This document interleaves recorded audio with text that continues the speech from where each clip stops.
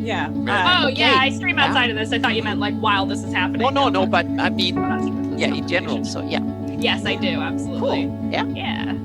Yeah, I stream some video games, and then I also stream my Dungeons and Dragons games now, as well as campaign building streams. So Wow. yeah. Yes. Now I need to go and watch. Yeah.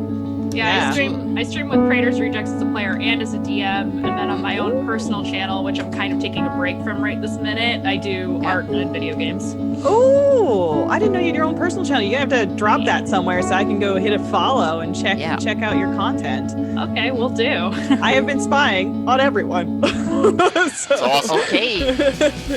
Yeah, so I got like little notes. I was like, okay, this is what people are doing. So Anne, Oh you and my gosh, Brett. Anne, you and Frank have a little influence at Reaper. I need a new freaking Reaper ad, man. This is like 2 years old. Yeah. Yeah, Gotta get those guys cracking on stuff.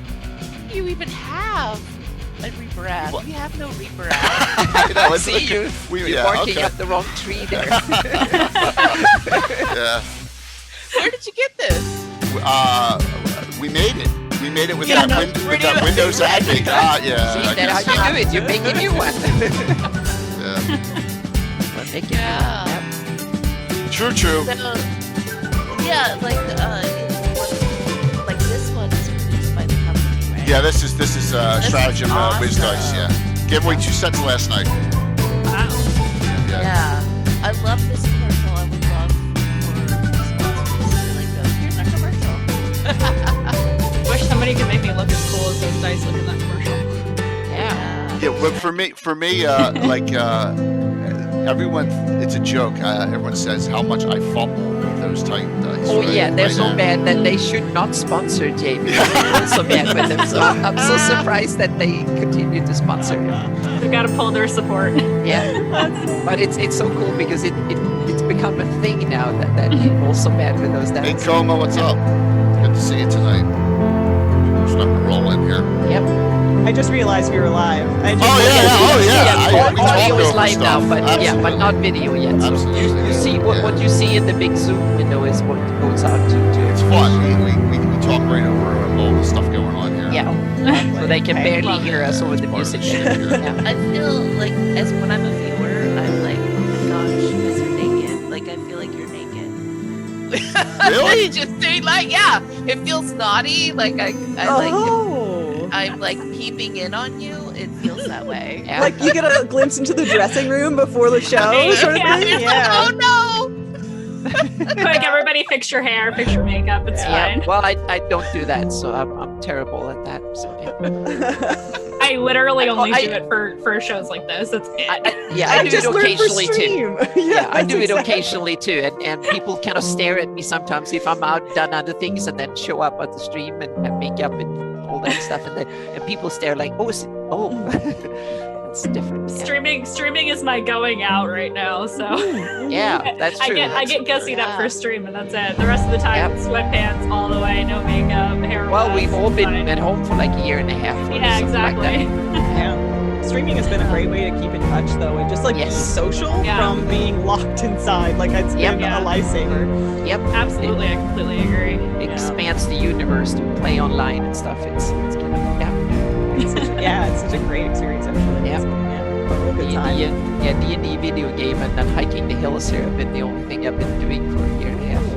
Yeah. Yeah, it's like I feel like You've been streaming is the best substitute for like having like physical in-person communication or community.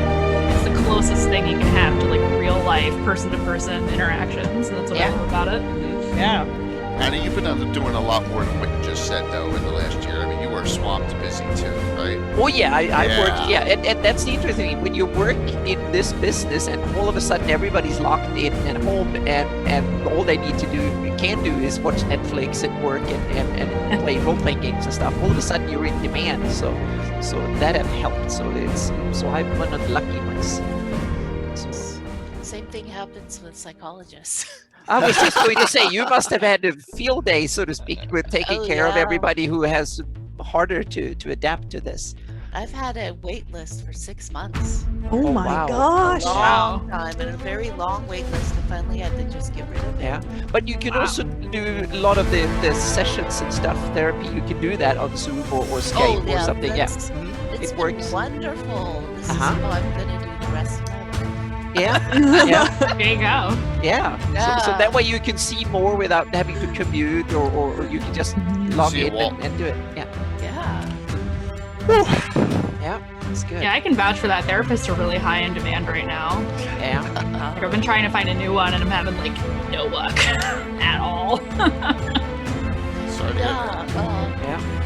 No just have availability people call anywhere. it. Like Yeah. I just reopened last week. I just reopened. And I called people who last called in like March and January. I just went down my list.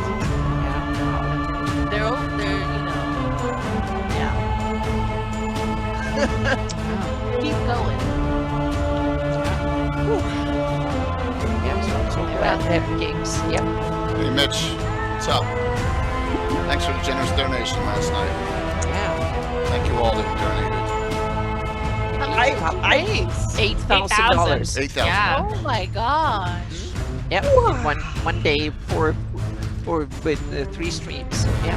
Yeah, it it's was- incredible. It was awesome. Thank you. That's Yeah. amazing. Yep. Yeah, It- congratulations on that. That's incredible. It was. Yay, St. Jude's. Yes, absolutely. Yeah. Absolutely. And that's what it was all about. But I did leave it open still, so I'm not. That might be that something link to trickle in. Yeah. I did leave it open for the time being. It won't stay open. It's a great button. It's a great button. There we go. Thank you. So that's it. What's up, Mike Disney? Good to see you. No mic. Yeah. Hi, Taryn. Getting the crew starting to roll in here. Yeah. Yeah, I've been really enjoying your crew, Jay. Like, Thank you. yeah, you guys have raided my channel a couple times, and then also I've kind of been like, I lurk a lot on the internet. I'm a lurker through and through, and everyone seems super nice. So it's like, Yeah, it's a wonderful community. Yeah, Thank yeah. you. But you know, it's a mix of what's really cool about our community. It's a mix of streamers, old school Greyhawk players, 5e D&D players, crafters, Yeah. like Nightheart Gaming and us kind of cross over there with Mike Disney and that Yeah. crew, and that kind of really adds in a nice little extra to it. And then Yeah. you know, you have bloggers and all sorts, and legends of the game. I mean, the Cannon Fire Discord, that's Gary Julian, who wrote one of the Greyhawk books in the 90s, early 2000s. You know, it's just it's a real good mix. So thank you for that, and we're just trying to grow it, right? Everyone's a part Yeah, of so it. it's- That's yeah, part so of it's- why we have the Greyhawk Con. So It's so cool because it's a wide community that with a large overlap between the different groups. So yeah. I mean, you know, I'm not into crafting, but I still like the crafting shows and see, and I'm getting amazed by all the cool stuff they do when they paint and do terrain and all that stuff. And Sam, what do you think Thanks. about me getting Christine Van Patten on the show in 2 weeks? Oh, that's awesome. Yeah. That's, great. Yeah, it's going to be. It was Bill's idea. Bill, he said, "Hey, why don't we try and we'll get Mike on for the painting. I'll do the crafting part, and we'll get a sculptor." And so Mike asked her, and so we're excited about that in 2 weeks. yeah, it's so good that you now have a crafting show like every month or so. It's fantastic. Yeah, it's just throw that in there. But let's get ramped up for this discussion. And Kayla is Yeah. running a little late, and Time Lord's wife, will be here shortly. So thank you. We've got a lot of people rolling in here. And oh my gosh, 7:30 already. See how quick the time went? See? Yeah. So Normally I start early here, so let's do an Yeah. entry screen here. So let's welcome our guests. This is our 8th Dungeon DMs Roundtable discussion we've had. Hey Jimmy, what's up? There's Duff. I see Duff. Duff, did you get beat Hey, up boss. last night? Not last night. It was all RP. Oh, was it? That's good. That's good. Yeah, I'm about to be beating some people up. Next session, maybe.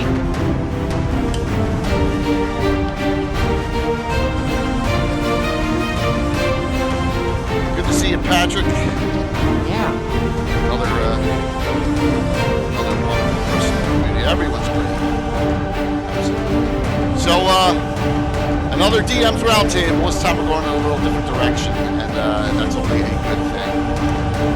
This is the first one without William Henry Dvorak, too. He did the previous 7. Yeah. I'm sorry, Will, you don't qualify for this one. But he's a good guy. I understand that. All right, coming on live. Jay always hits 1 or 2 wrong buttons tonight. I've been good so far. Only 1 minute late. Good evening, everyone.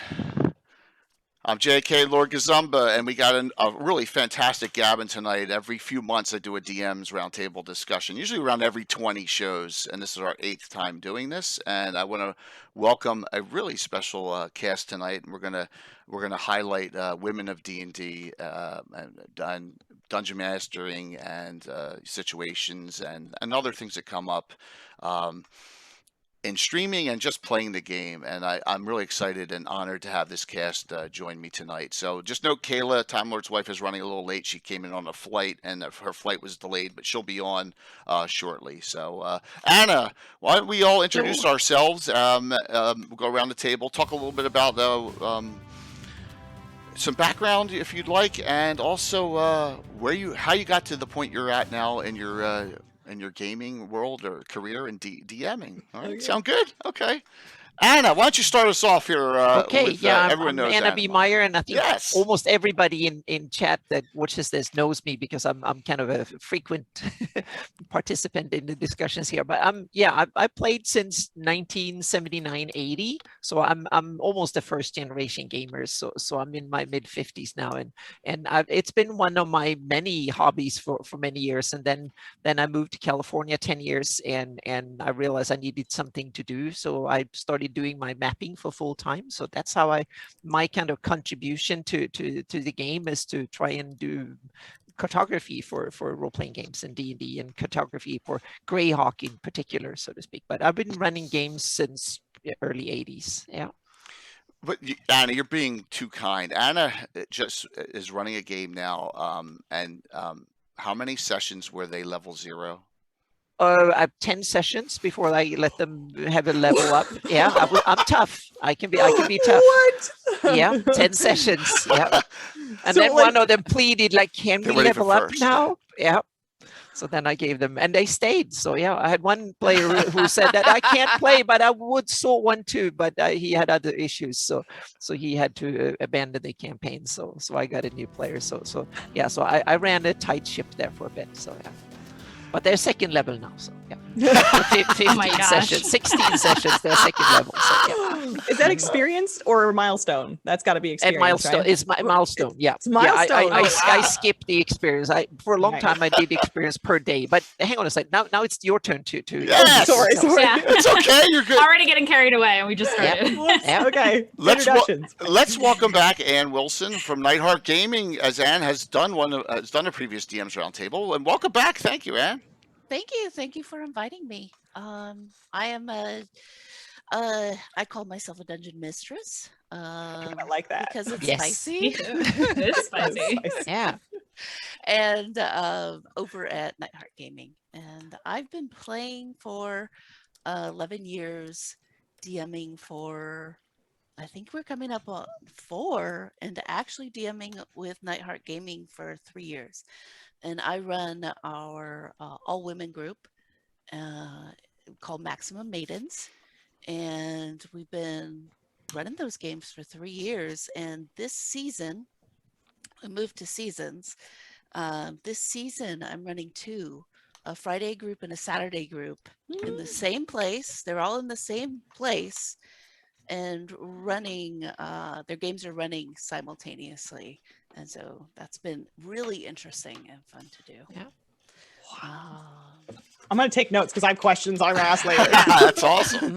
Yeah. We're gonna grill each other later. It's fine. I'll say this: Ann's group can get saucy. Nice. Yes, very saucy and very silly. Like, it's a silly game because Love it. my humor is like preteen humor, like poop humor. Oops, that was a middle finger to me. I meant to do this. I was holding a pen. But it's such a relief to just watch it. It's kind of, yeah, you get people so cheerful in your games, so it's fantastic. Lots of giggling, lots Yep. of fun, Mhm. lots of laughter. Yep. Yeah. Definitely, and the best camera views. I mean, Frank, Yeah, you the and Frank are production the values best are- production value. Yeah, that yeah, there is. production is I mean, it's simply, unbelievable. yeah. Thank you. Unbelievable. Yep. Yeah, that's actually what we, I mean, if you think of Nightheart Gaming, it's the production, the terrain and miniatures on the table, very close shots where you can see the miniatures basically like if they were right here in front of your It's like a face movie. sometimes. Yeah, it's Yeah, almost like a movie. cinematic. Yep. And then Maximum Maidens in there, we represent empowering the underrepresented. That's what our goal and push is with Maximum Maidens. Very, very cool. Absolutely. Thanks, Anne, for coming here. And you gave Thank you. Thank you for the great questions too. I'll have you ask them actually. They're awesome. Okay. They're awesome questions. Mandy. Oh no. Oh yes. Hi everybody, I'm Mandy. I am. I've been playing tabletop games since 2014. I've been DMing since 2017. Currently, I DM Tomb of Annihilation for Praetor's Rejects on Fridays, and I'm also developing some homebrew things as well, so that's really exciting. Oh, and kind of a new thing, otherwise Duff is going to yell at me in chat for not saying it. I'm also the community manager for Total Party Kill Games as of this week, so that's a very new Awesome. development for me. That's awesome. Wonderful. Yeah. Great to hear. It's Yeah. an awesome company. Yeah. They're great. Wonderful. And thank you so very much for coming on for the first time here. Trust It's me. great to be here. Yeah, it's going to be a really a wonderful discussion. I think everyone will benefit, the audience, all of us, just hearing each other's stories and sharing some experiences. Nikki, Brand. All right, so I reached out to Nikki 2 weeks ago, and you were like a little, I don't know, and I was like, come on, it's not going to be it's not going to be a problem. And I was so happy that you said yes. So Nikki nerds out. Yeah. So I'm pretty new to this community, I guess. And Absolutely. thank you so much for reaching out. My story is a little bit different because I feel like I have maybe the least amount of experience. So my introduction to tabletop gaming was through GURPS and Palladium in a very intense sort of format. It kind of dropped you right in, and then I sort of pulled out from being a player of that, and then came back with Dungeons and Dragons 5e after, of course, as most of us now get introduced to it through sort of Let's Play podcasts or streams. Yeah, so that's how I kind of came back in, and I was like, hey, you know what? I can do this. And so I came back and I started my own game, and then I was like, you know what? I don't have time to be this creative and build a whole world on my own. Why don't I stream and do campaign building streams and get chat to help me build the world? And so that's what I've been doing for quite a while, for about a year, actually, maybe even longer than that. Chat has been helping me build this world, just loosely throwing anything in there, anything we can think of, places, things, people, NPCs, backstories, a pantheon. And then just about a month ago, I decided to actually start live streaming the games that I've been playing with my crew in this world. So I'm mostly a work in progress, guys. That is my We whole all are. Yeah, true. Yeah, well, you never Yep. stop learning, right? No, It's exactly. just- Yeah, you learn. Yep. Yeah, time. so it's been really exciting. Like, it's been such a wonderful journey, I guess, thus far. So, yeah, it's been great. And then meeting you guys, I was just like, there's a whole nother world of things. I just learned about Ironsworn yesterday, a solo RPG thing that you can play all by yourself if you don't have anyone to play Dungeons and Dragons. And I was like, I love this. What is this? So I want to look that up after this. yeah, it's amazing. Taking notes so, here. Yep. Yeah, and so yeah, and also I guess I don't have a whole lot of experience with first and second and third, fourth edition Dungeons and Well, Dragons. most of us don't have fourth edition much Yes, experience. Yes, I've Yeah. heard that. I've heard that a lot. Yep. But I was gifted a whole bunch of books from my spouse's uncle because he played in 1979, 80. And so he's got a bunch of original campaign books and a bunch of Greyhawk content that I just, dug out this weekend and started kind of browsing through and like Googling and sort of reading about. And so I don't know how much I learned in that amount of time, but it's really cool that I like have access to that material as well for inspiration. So yeah, I guess that's me. Fantastic. Wonderful. Yeah. And the good thing is that you're learning, you're constantly learning about new experiences out there, about what a rich community there is and what a rich amount of information, and that just is going to help you with your DMing and your own campaign. Because listen, we all steal stuff from other ideas from other places. I mean, it's just what happens, and there's nothing wrong with that. Absolutely. So definitely, I steal from Forgotten Realms all the time. Back to Greyhawk, just like they from us. So I got here. I'm going to start you out with a softball question here. I usually ask this question, but do you have someone you look up to in the community or who inspired you to as a DM, or that really could be a relative, could be someone you don't know that you really look up to at the industry, as far as your true starting off inspiration to do this? Who wants to take that first? Me. There you go, Mandy. I already know who I want to talk about. I love Chris Perkins. Okay. I will shout Cool. it from the rooftops. Okay. He definitely inspired me to get into DMing. He's such a good storyteller, and he's very descriptive, and all the voices. It's just I want to be female Chris Perkins. That's my goal. Awesome. Great to hear. Wonderful. Yeah. I don't know who Chris Perkins is, guys. He's one of the isn't he one of the he's one of the lead Wizards writers, and he's of the also an editor for Wizards of the Coast. Yeah. Oh, okay. Have Oh been no. for I quite feel some like time now. this is how new I am, And guys. he's Canadian. Yes. And he's Canadian. Yes, Yes. Represent. Yep. Represent.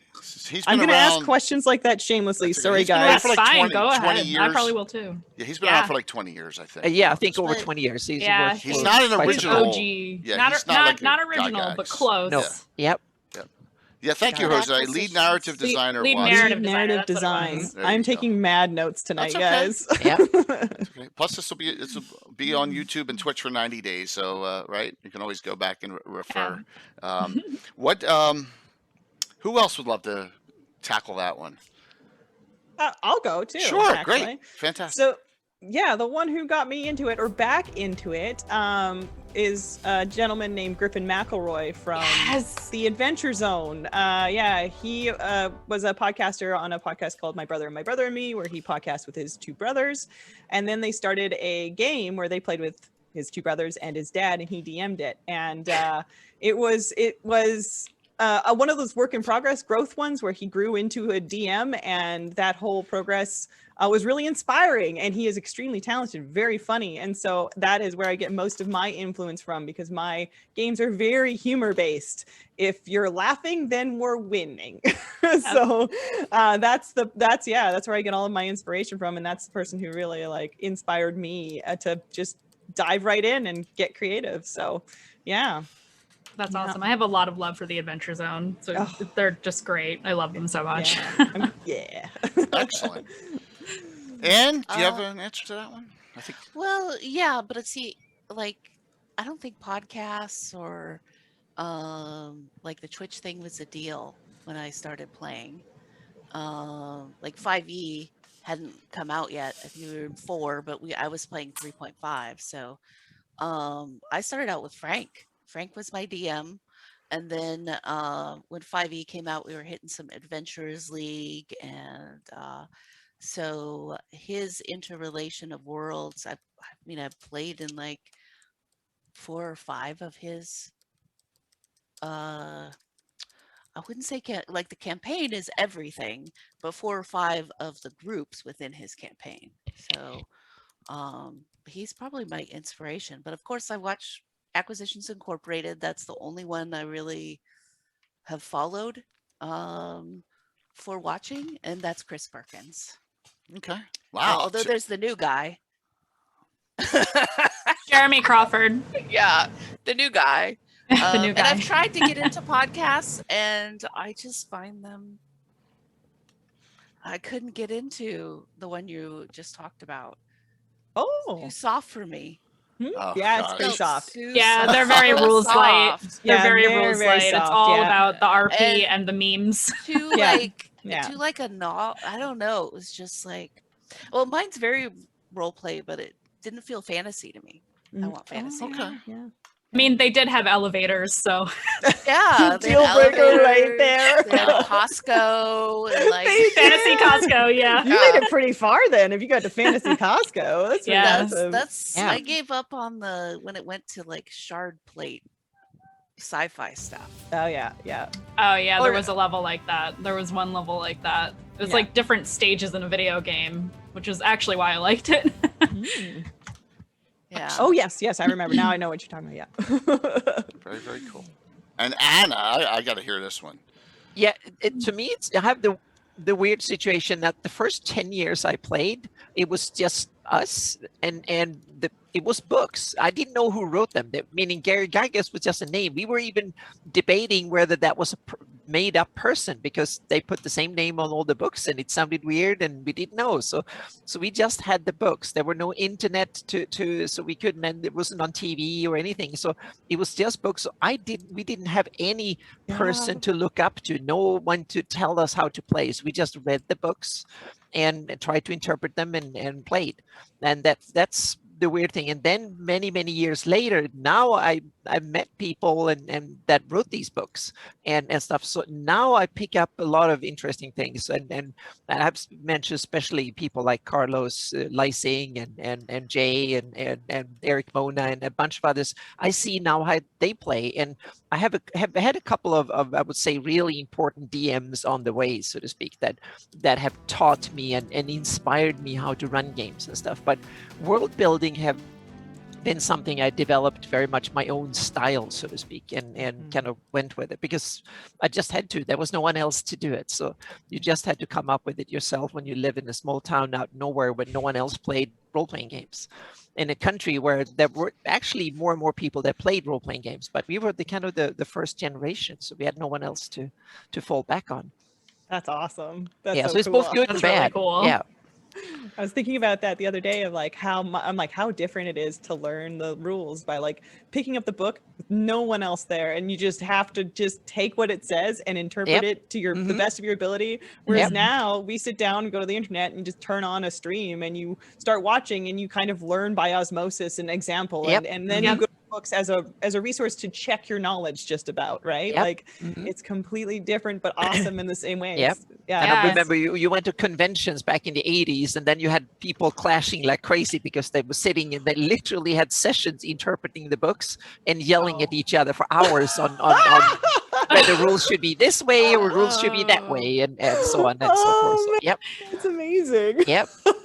So much I'd be like, passion. nah, I'm gonna go sit in my corner now. This is fine. Yep. Oh man, that's So they could have that's amazing. seminars where they're yelling and screaming, a bit like politics in a way. You were sitting there Oh with my the players goodness. and say that this is the way we should do it, and so on and so forth. And one perfect example is brawling, and in first edition AD&D was the fighting without weapons, so to speak. That was one of the horrors that people always yelled and screamed and had different opinions about.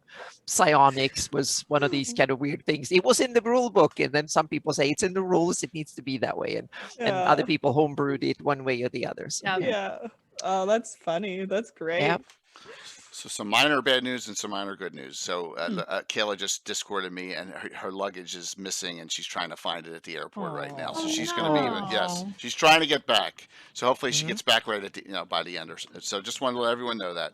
Second thing is the giveaway is a $25 gift certificate to Troller Games, one of our sponsors tonight. Everyone, please just hit exclamation drawing to sign up for that, and we'll do that at minimum. So just wanted to say that.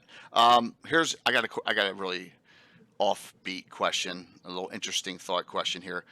Every DM plays differently, every single one. You have a little your own style, right? Some things you don't like about the base rules, or something you like to throw in is missing. What do you do that maybe is different than another DM? Like it could be, I don't use critical hits, or I don't, whatever it is. What is that little nuance that you have of your game? It could be a big nuance. Who wants to take that one up? Well, I can go first, just real short, to say that Sure. it's a sandbox that is persistent. Things Okay. are there whether the characters are first level or 20th level. So it's navigating the world without getting killed. That's and understand the world and navigate. That's the big thing, so to speak, in my campaigns. So I think that's the hallmark. What differs from my games from a lot of others. Okay. Yeah, you are. You are the queen of the sandbox. So Yeah, in a way, yeah. Anna tells the story of like fourth level characters going down a road and they bump into a death knight. Death Knight actually came. He was going from that part to another part of the world, and the characters happened to be in that village. And then the big politics said that Death Knight he was going to go past. So the bad weather coming, and they could clearly see a mile away that it was something nasty that was coming down. And the players were like, "Oh, we need to kill it. We need to kill it." So they put like a rope across the road and waiting for it. And so I overemphasized the danger in this, like plants going black and the weather going bad, and there were like omens everywhere, like it's death if you stay here. And they were like, oh, they're so determined. So one was standing there waiting, and they had and then you rolled to see if the Death Knight, and he was riding on one of these undead nightmare horses, and the horse failed its save, so it fell over. But the Death Knight, he made his save, so he stood there afterwards, and then he was like some biker that have lost his bike or something, and he was like, damn, that was screwed, what to do now? So he kind of looked around, and then one of the characters came and like, going to attack him. So he simply used his fist and just knocked him unconscious. And then two others came, and it was like, oh, this is some sort of plan. So he used his Eldritch Blast and killed two of them right away. And that's when they stopped, like, oh, we're dying. We're like minus 28 hit points or something like that in damage. And then they were kind of lingering and big. So one of them, and then he simply took one other of the other characters, held him up and looked at him and kind of studied, who the hell are you? And then he let him live and kill the other one and let him run away to set a bad example. And then he took off again. And my players were just sitting there, and they played with me like 10 sessions or something and just stared like, what the hell are you doing? and they learned a lesson. So then everything is not there to be killed, so to speak. So there you go. That's the lesson. Run. Yep. Yeah. Yeah, I was gonna say, if I ever play a game with you, I'm gonna remember this story. Yeah. So Yes. things aren't there to necessarily be killed, so to speak. That's Read the room or read the omens, as it were. Mm-hmm. Yeah. Yep. Jeez, that's awesome. That's awesome. I gave them 2 chances to run away, but they didn't. So they don't mess around in an anime. Yeah, if lightning strikes the ground and you hear the heavy metal music starting, just go the other direction. Just Yep. Rob Phantom just called it Anacore, not hardcore. Anacore. There you go. Yep. Awesome. Yep.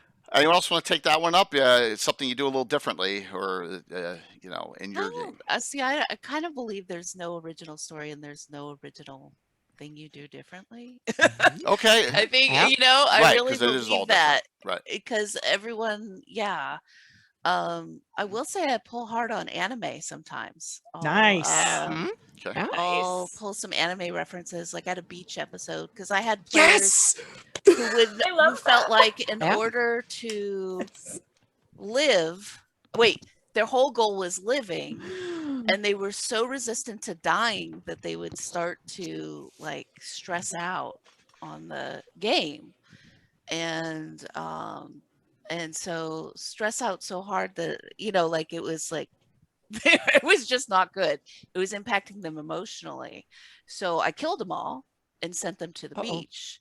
Nice. And then the beach, in anime is like basically like you have a really hard, intense, emotional scenes, emotional stories, and then suddenly they go to the beach and they're playing basketball, or they're playing volleyball, and they go surfing and that kind of thing. So they got to be corgis and need a therapist, because one of the characters needed a therapist to help her cope with it's okay to fail, because D&D should be failing and succeeding. Yeah, such is life. Yeah, exactly. I want to be a corgi and be on the beach and Yeah. Mm-hmm. heal from my trauma. Yeah. So, Nikki, Mandy, anything comes to mind as far as little changes, little nuances? I am definitely. I said this before. I think it was even before we went live with the audio. But I am the kind of DM who, if my players get really jazzed up about something that I did not plan for, or decide they want to go completely out of left field to go do something else, like, oh, our mission is to go fight and kill this dragon. Well, just kidding. We want to go be pirates. I will fully and happily like throw away an entire campaign and build over from scratch for my players. I want my players to have fun, and it's a fun challenge for me, so I feed off of that, and I love that. I don't like putting my players on rails unless it's like we have to play this module for a show that we're on. But even that, I'm very off the rails. Like I add a lot of homebrew stuff to everything I do. Random NPCs and different items and events and things of that nature. Yeah, Bastion and Chad is like, I can attest to that. She will do that. Very cool. I will completely homebrew right from my head right on the spot a whole That's new wonderful. world for my players to play in. So that's also a lot of people fight over whether potions are an action to take in combat or not. I just let you take it like a video game. Just That's a boop, nice and one. then attack. Okay. So it's just a little mechanics one. No, but That's hey, nice. that's one that's a difference between a lot of DMs in 5e, especially, right? You know, so Yeah. it's a good A one. lot of people argue over that, and I'm trying to think there's one other thing I wanted to say. Almost all of my campaigns, I usually end up with players who are like big into worshiping a particular god or following a particular god, whether they're a cleric or a paladin or not. I am always very much, I make the gods invested in mortals. So there's always a deity around doing something or messing with them or helping them and guiding them to where they need to go. And I know a lot of people don't do that, you know. Oh, I try to contact my do god. that. Well, you get a busy signal. Sorry, goodbye. I do that as well. Yeah.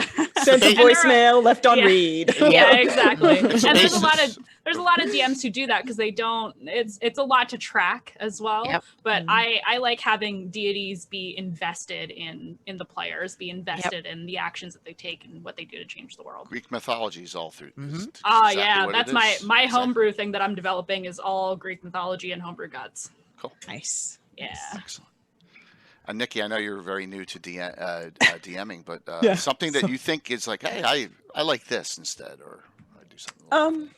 I was trying, like, as everyone was answering, I was literally trying to rack my brain to think about, like, what do I do? What is my thing? And it's hard for me to determine that, to be honest, because like okay. it's a little fresh, but but what you like to do, so to speak. Yeah. Yeah. So like I'm sort of discovering this balance between sort of a little bit of railroading as well as open world, right? Like I am trying to make my job easier. So like I design smaller modules and then from there kind of unleash my players in a very small atmosphere is what I'm trying to build. So right now, what I do, I guess something that's unique to what I do is that I am trying to avoid traveling in my campaign, like going from point A to point B, because that takes a lot of knowledge to know the path that they're going to be on and everything that they could interact with.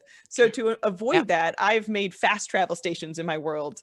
So I do like my world is sci-fi fantasy, so I do have that, and I have a little bit of science in mind, but that's also because I love science.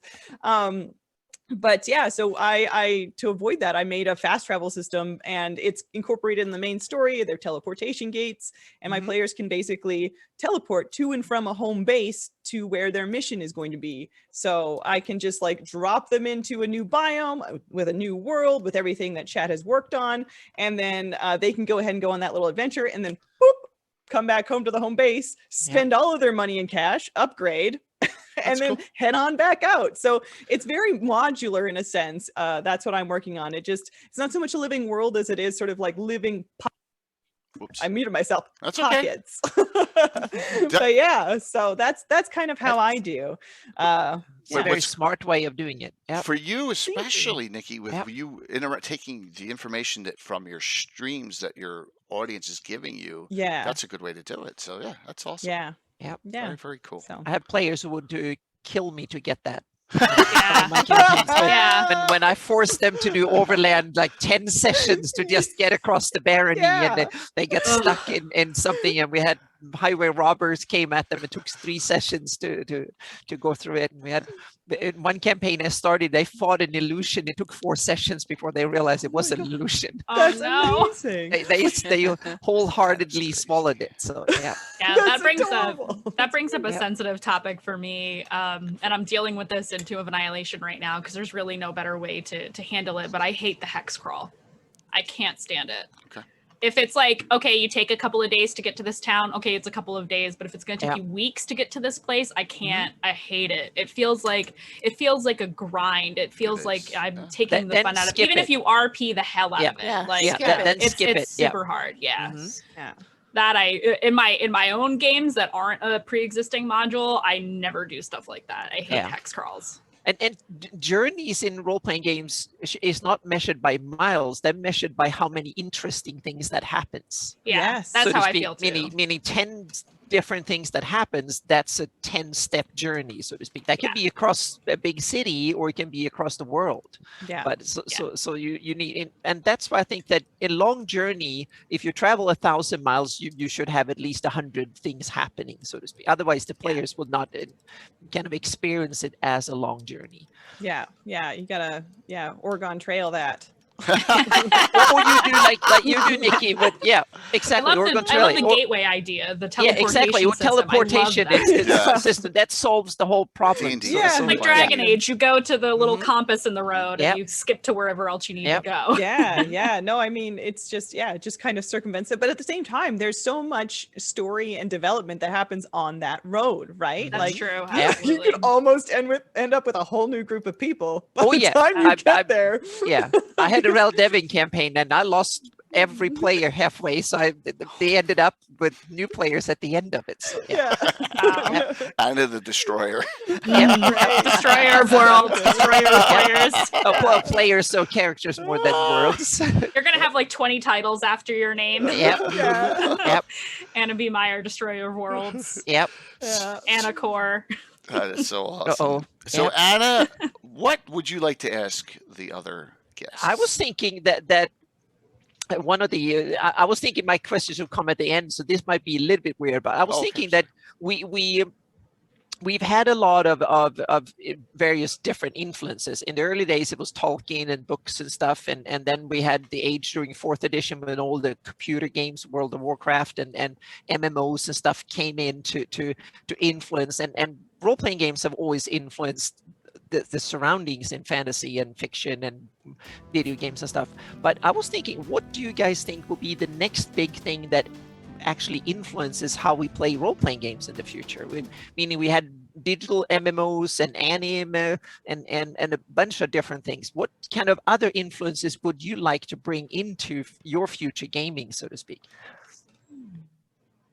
And that was one of the kind of big questions, just the idea of thinking, meaning we have virtual tabletops and the tools of computer games is one thing that I think will influence how we play games very much.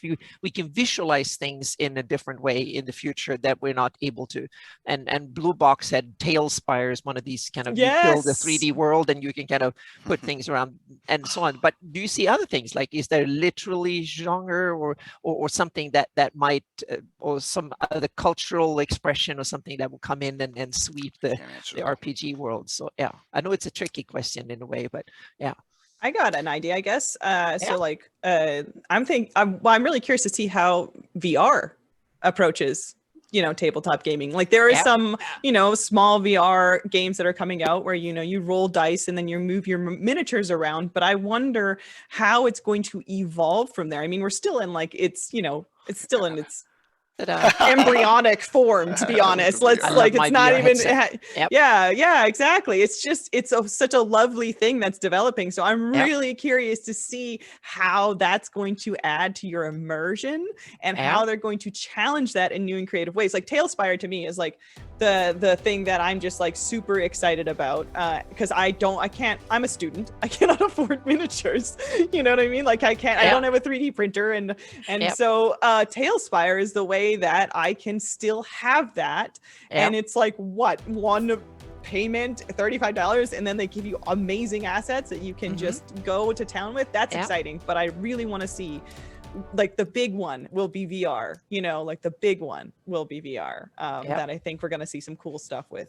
But very cool. Oh, I'd like to see more representation at cons. I'd like to see more people, more, half the room be women, half men, more cultural representation, more, that's what I'd like to see. And with Twitch, I think, and there being a lot more like D&D, it has a lot more cultures being represented, people from many different experiences being represented. I'd like to see that at a con and not just walk in and see one person of color. That's Yeah. always really disappointing. Okay. Yep. Yeah. Very cool. Yeah, I as a Latino woman, I feel that way a lot. I want to see more people like me. I want to see more people in general. I want to see more diversity in the tabletop space and more queer people as well, like more openly queer people. I want to see that. I feel like we don't see enough of it, and I know y'all are out there. If you're watching, I know you're out there. Come talk to me. Let's play D&D. They're in my game. Come there you go. game. I'll have to come say hi. And to answer my own question, I think there's one cultural side that I think is really interesting, because the role-playing games so far have been a Western world phenomenon. It's been North America and Europe and it's other similar countries like Australia, New Zealand, and so on and so forth. But I'm a perfect example, meaning the Scandinavian countries. We speak English and we take inspiration from Western Europe and North America. So, but I think that it's interesting to see it's starting to spread. I'm starting to get a lot of vibes from countries like Brazil and you start getting even Nigeria is big in board games and stuff like that. It's coming. And I want to see when India becomes a hub of role-playing games and stuff, what they will do with a hobby. When you have 1 billion people who a lot of them speak English, and you start having a middle class in a lot of these countries that have the economic means and the facilities and all that to play, and thanks to internet and stuff. So I think going international, I think, will be a huge trend when this goes outside beyond the Western cultural sphere in a way that it hasn't done so far. That is, I think, will be really interesting to see what they will do with the hobby.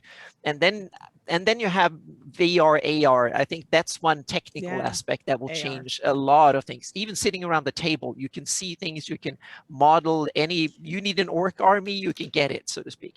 And the other thing that we haven't seen the beginning of yet, but I think it will come, and that ties into things like Bitcoin and stuff like that. We will have collaboration in the digital realm in a way we haven't seen yet. I think that very soon someone will come up with a tool that will be a digital repository that you can just build your little thing, and then you can set up rules and saying, if you follow all these rules, you can tie into my world. And you can build links like a World Wide Web, but within an RPG world, so to speak. So you can simply, I need a monster, and then you someone else have set up the rules. You just type in the rules, and then that's a cool monster, and you just plug it straight into your game.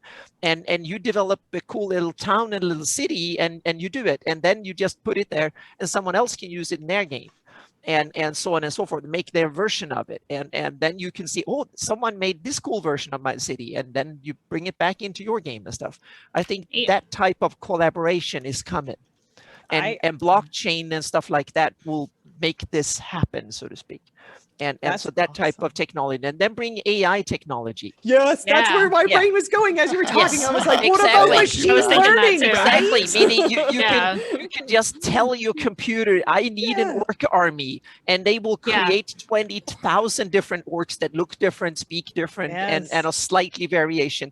And all you are doing is come up with the cool ideas and stuff, and the computer can fill in the boring, laborious details. You don't need to stat them out. The computer can do that for you.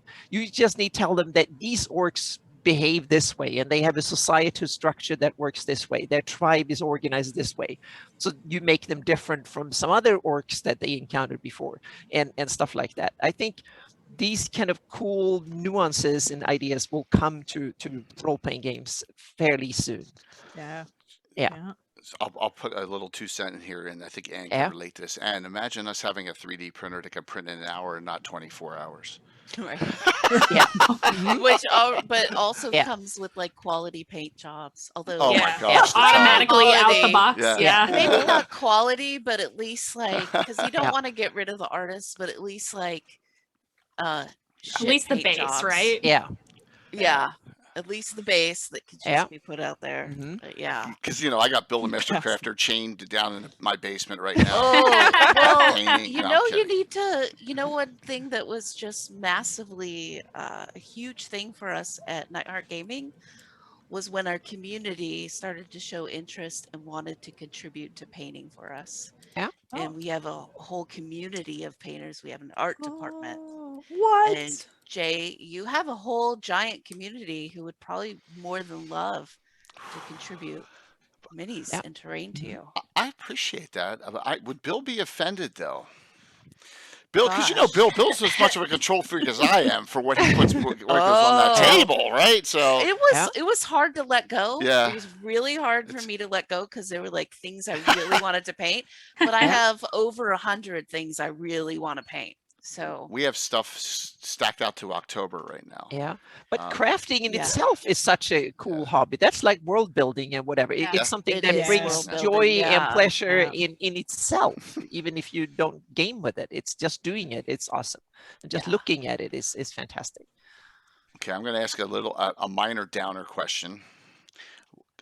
A situation that may have arisen as a woman that was uncomfortable, or you had come across at a convention or online, and how you dealt with it.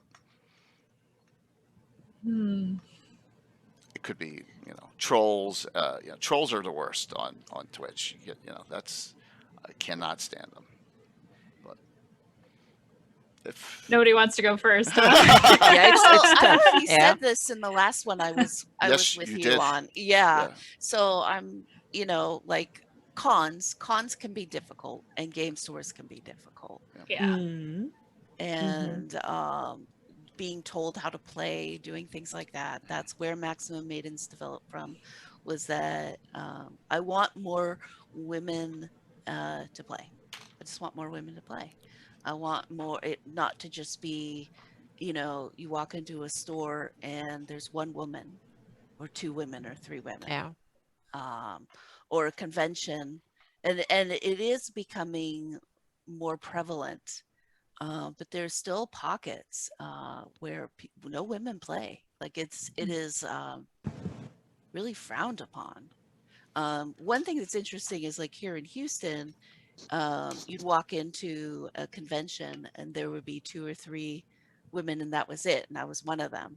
And but you'd walk into a convention in Dallas and they had tables and tables with women. Half the convention was women because one game store, this is my theory, I don't know, it might be more than this, but one game store had a women's night and once a month.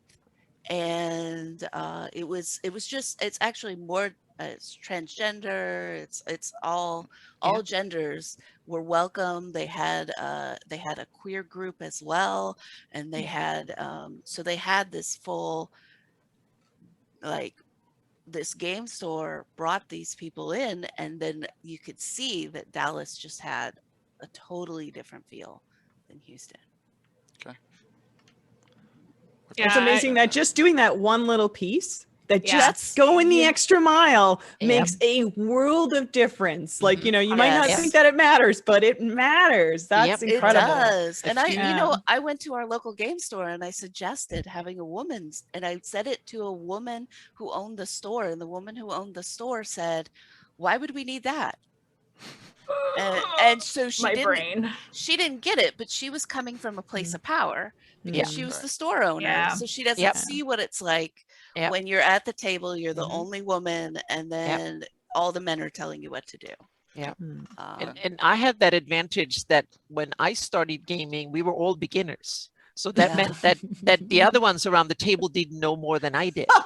So that way we were equals. We're on the And level. so the first 10 years we were all equals. And so I got my first kind of bad experiences much later when I played for like 25, 30 years. Then when I get to Oh. conventions and stuff, people started lecturing me on all sorts of stuff. And then I could lecture them back fairly quickly and find Yeah. out that I knew as much as they did. But Right. yeah, that's one of them. But I've also been active in a lot of other hobbies and things that have been treated real bad as a woman. So the role-playing game community I've always seen them as the best of communities in that way. So because, and I think one of the wonderful things with the RPG community is that we are cooperative gamers. We are not competitive gamers by nature. And that means that a lot of people are brought to the RPG hobby with the best of intentions, is to socialize and play together with others. And I've been in some the very competitive communities, and they are nasty, so to speak. And if you don't produce results that are equal to someone else, you're out there, so to speak. You can go in and use that. You can dust the hanger and whatever, use a broom and or make coffee or whatever, and come back again. So it's so in that way I'm lucky. So I've seen but I've also been meaning I've been part owner of a game store. I've been part of organizing conventions and stuff. So for me, it's been easy. Yeah. But I'm aware of it now because I've seen the opposite a few times. Yeah, to piggyback off of going to game stores, whether it's a GameStop or your local comic shop or your local, hobby shop where they have like the minis and D&D books and all that kind of thing. I hate going to those stores. I try to avoid them actually, because the second you walk in, more often than not, I hate saying it like this, but some jerk guy, like you walk in, he goes, "Oh, what are you here for?" Trying to tell me how to play. And I'm like, actually, I'm a professional dungeon master. So like, you don't need to tell me anything. I know what I want. I know what I'm here for. Thanks for trying to help, but like, go away. Like, leave me alone. Don't follow me around the store. That happens to me a lot. You get followed around the store, or you get stared at the whole time you're there, and it's really uncomfortable. It happens more often than not. And I've been to game stores all over the United States, and it consistently is my experience. I feel like I'm being stalked. I hate it. I don't like going to game stores. That is usually something I completely avoid. Conventions, I've never had a problem, but I also, I can put on a pretty mean face and people will leave me alone. It's really game stores for me. That's the most uncomfortable situation I've had, is just going to those places. And sometimes in chat, you occasionally get a guy who, has some smack to talk, but then you just ban him and that's the end of it. So overall, not the worst, but I cannot go to game stores. I hate it. Sorry to hear that. I guess. Oh, sorry. Go ahead, Nicole. No, go ahead. I guess my experience is similar to Anna's in that I've worked in other careers and jobs, and like currently I'm like working in science, which is mostly male dominated when you're kind of into your graduate degree, right? And the hard sciences, since I guess I don't want to say that there's any difference between the sciences, but those ones, it's just because it demands so much time in your schedule, and especially for someone my age who's getting up there, has biological clocks ticking, there's not really much room for women like us to compete. So we really get thinned out. And so my experience there has been harder than anything that I've encountered on Twitch or in this community. I have actually my whole time on Twitch, mostly, I think there's like, I can count on like one hand, maybe with like two fingers, the times that things have gotten uncomfortable or inappropriate for me. Maybe my mods are just so badass. Sorry for swearing. No, that's okay. That nothing comes through. But like, I have had pretty positive experience with even being like invited into the community. I was invited to the table, I think the first time I was invited was by like a 30-year-old man, and then I came over to that person's house, and there was like another 40-year-old gentleman there, and then we met someone from Texas online who was, also 10 years older than me. It was a really kind of a good positive experience. I do agree with Mandy in that going to game stores is incredibly intimidating. So if you are someone who's in a game store and you see a girl browsing, she is probably scared or at least, pretty uncomfortable. So just go and talk to her and ask her what she's there for, like what her interests are, and like, oh, say that's really cool. That's awesome. Yeah. And then like talk about yourself. I don't know, just make it feel comfortable, but like, this if you can. I guess that's if you're like, how do I help? you know, Yep. just be open, you know. But it is a tricky thing. I like what Anne said in that, you know, suggesting a woman's night. I don't think there's anything in my very small city that offers that kind of stuff. And I think it would be extremely beneficial. I rather suspect there are so many other nerdy girl gamers out there that would super appreciate having these conversations and seeing other ladies who play, and like how that actually makes a difference. So and in your confidence and you know, your growth in sort of nerdiness, I guess. So like me being here right now, this is a wild, awesome experience that I'm like, this is so cool. So I'm having a blast.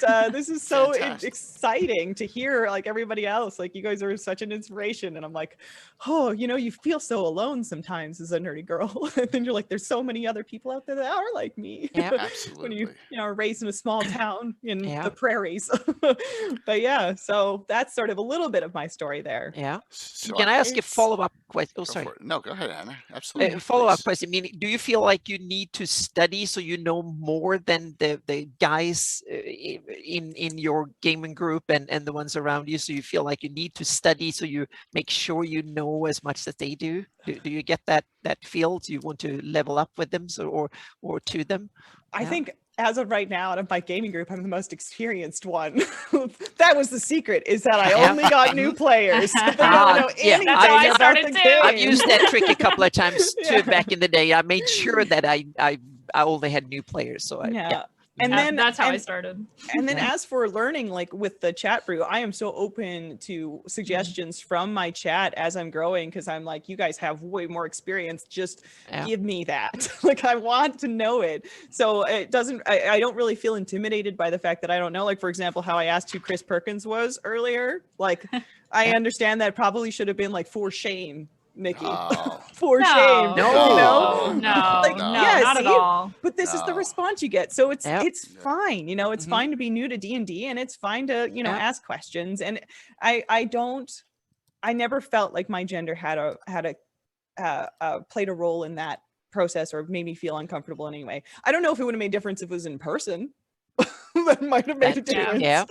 So I don't know what that would feel like, because this has all been completely online. And that might be one of the benefits of online gaming this way, that you can game, and at least you don't have to worry about physical or any of that stuff. You don't have to go and use a bathroom in a game store where there's only one or whatever. So a lot of these kind of things that can be uncomfortable, you don't have to worry about it. You have your kitchen, your bathroom, your room, and if it gets bad, you just turn it off and don't game with them anymore. Yeah, that's true. Yeah, that's that's the option there. So, but although there are a lot of women who are desperate to play, and can't find a safe group. I'll be honest. You see this a lot. I belong to a Facebook group. I think I invited you to it, Anna. Which is it's women plus of Dungeons and Dragons, and you see them, and they're desperately holding on to their group and trying to, despite all this crap that comes at them, like, which is sometimes quite violent, and really negative, and they just want to play so desperately. Now I'm going to start. I have back in Stockholm. I had a when I lived before I moved here. I had a women group only, and I'm going to start one. And just have a bunch of women play. Because I've run one game now. I have one other coming up, but they're all set in the same area, so I can probably see if I can so I'll somehow see if I can drum up and see if I can get 5 or 6 players, female players, and to play in the campaign. That might be a lot of fun. And it was funny, that game with the women, that was one of the bloodiest, murderous hoboy games I've had. They were no holds bars. Women are brutal, man. Oh, like, yeah. People don't realize how brutal we are. They were policemen, soldiers, and some other kind of they were no punches. They all the up-pent energy they had from work and frustrations, they took them out on orcs or whatever I threw at them. So and to answer your follow-up question for myself, I'm the kind of person who, once I'm into something and I'm very into tabletop games, I need to know everything about it. I don't care if it's to test my skill against anybody else. I need to know it because I need to know it. Nobody else factors into that. Yeah. No, I'm not like that. I actually struggle. Like, I haven't read the Player's Handbook. I've Oh, read I've never read it in bits. its entirety I either. I access it, but and I buy books like you wouldn't believe, but only will like reference a table or things like that, and I rely on chat for rules, my players for rules. I'll look it up. Oftentimes I'll just hand wave or rule something, um, and then go look it up, because on a stream we don't have time to rule it up. That's true. You have to When Yeah. I'm move when I'm in forward. person, I look at my people who like to math, and To so math. yeah, and so like for example, like there's okay, I want to do this and this with this spell, and I want to attack this way. And so then you have fire versus water damage, and how many gallons is in this, and then how many points would that equal? And I just say, you do that. I'm gonna go get a snack. Yeah. Let me know what that is. You know, Yep. like that kind of thing. Let me know what that is. Yeah. That's excellent. Yeah, I've had periods. In the beginning, I didn't. I just went wild and so on and so forth. And I realized that others were really putting an emphasis. They knew their stuff, and I realized I need to. And then I started also learning to fly and in aviation, and that's where you have to study and know everything. So I kind of started to apply the perfectionist model. For some years, I studied everything, and I knew everything. I remember one game when one was looking, I said, "Oh, it's on page 74," and they at a convention, and they all stared at me like, and they were going backwards like, "Oh, she knows everything. We're in trouble here." So that was so funny. That table is on page 74 in the old Dungeon Masters guide. That was so funny. Man. And- Hashtag life goals for me right now. Yeah, That's but now awesome. I'm way more relaxed, and now also there have been so many rule systems, and when you get older, you don't want to learn new rule systems. So it's kind of So I'm starting to be way more relaxed, and I'm kind of we wing it, and then we make it. How many think we should do it this way, and how many should, and then we go with the majority or something. So yeah. Yeah, I guess I should amend my statement. In the beginning, I was like that. Now, like I play with King Bashman, who's here in chat, and he's a fellow DM. And sometimes I'm just like, Jeff, can you just tell me what the hell this rule is? Can you please just tell me? I can't brain right now. I can't. Well, they're two different brain processes too. Yeah. Like a DM, if you're going for role play and you're creating and pulling and adding things in, that is very different side of the brain than when you're mathing and remembering rules. And sometimes, like that's why I will keep on this side rather, because if I go over to the other side of the analytical side, it's going to pull me out of here, and it takes me a while to get back. Does it pull you out of character? Do you feel like it pulls you out of character when you're trying to be like DM hat or like NPC hat when you try to think about the rules? Well, rules, when I pull into rules, if I don't know it and I don't know it right away, I'm not going to spend time looking it up, or else it'll pull me away from that creative place. Yeah, where things I feel flow. the same way. So Anna and I are always looking to we always get some special games going, and Anna plays in it. And I think I reached out to Mandy about it. So, you know, if Anna wants to DM it, and I'll just produce, right, Anna? You can just run it and stream and have a fun all women game and kill them all. We'll see. And it's like, I'm busy. Yes. This could be a bad rep here. That's excellent. So Anne has some really intriguing questions, and the one about the difficult day. Could you ask that one? That is a brilliant one to The add. first one? The difficult when you're having a difficult day. Oh yeah. It's brilliant. This is actually tags on to you were talking about being perfectionistic, Anna, and that made me think. So like, I'm running these back-to-back games, so a Friday game and then a Saturday game, and they're different people, they're different players. But like, for example, this week on Friday, I was off. Saturday, I was on as a DM. I was able to make those connections, stay in that side of the brain, be creative, do things. On Friday, I was not. So how do you mentally prepare for a game? And what tactics do you use while DMing to minimize when you're just having a difficult day? And difficult day, I categorize it. It could be emotional. For me, it's usually like physical or energy, or I have ADHD, and there are times where that is just I am like off in the clouds, and I can't refocus. It's super hard. That was Friday. That's super relatable. I also have ADHD, so I feel that on a spiritual level. I to make things easier for myself, I usually will try to, depending on what's going on, right? It obviously it depends on where we're at in the session, but I usually will try to steer them into roleplay mode, and then I can sit back and just let them do what they need to do. Give them something to role play about, have them discover something that they want to ask questions about, and then I can just make it up on the spot and go from there. And that is easy mode for me, is not having to think about rules or anything else, or what's next in the module in the story. Yeah, I've used that one too. I like throw them somewhere, and then they talk to each other for like 45 minutes straight, and I'm just like, oh yeah, this is a break. I'm gonna kick back, get a drink, get a snack. Yeah.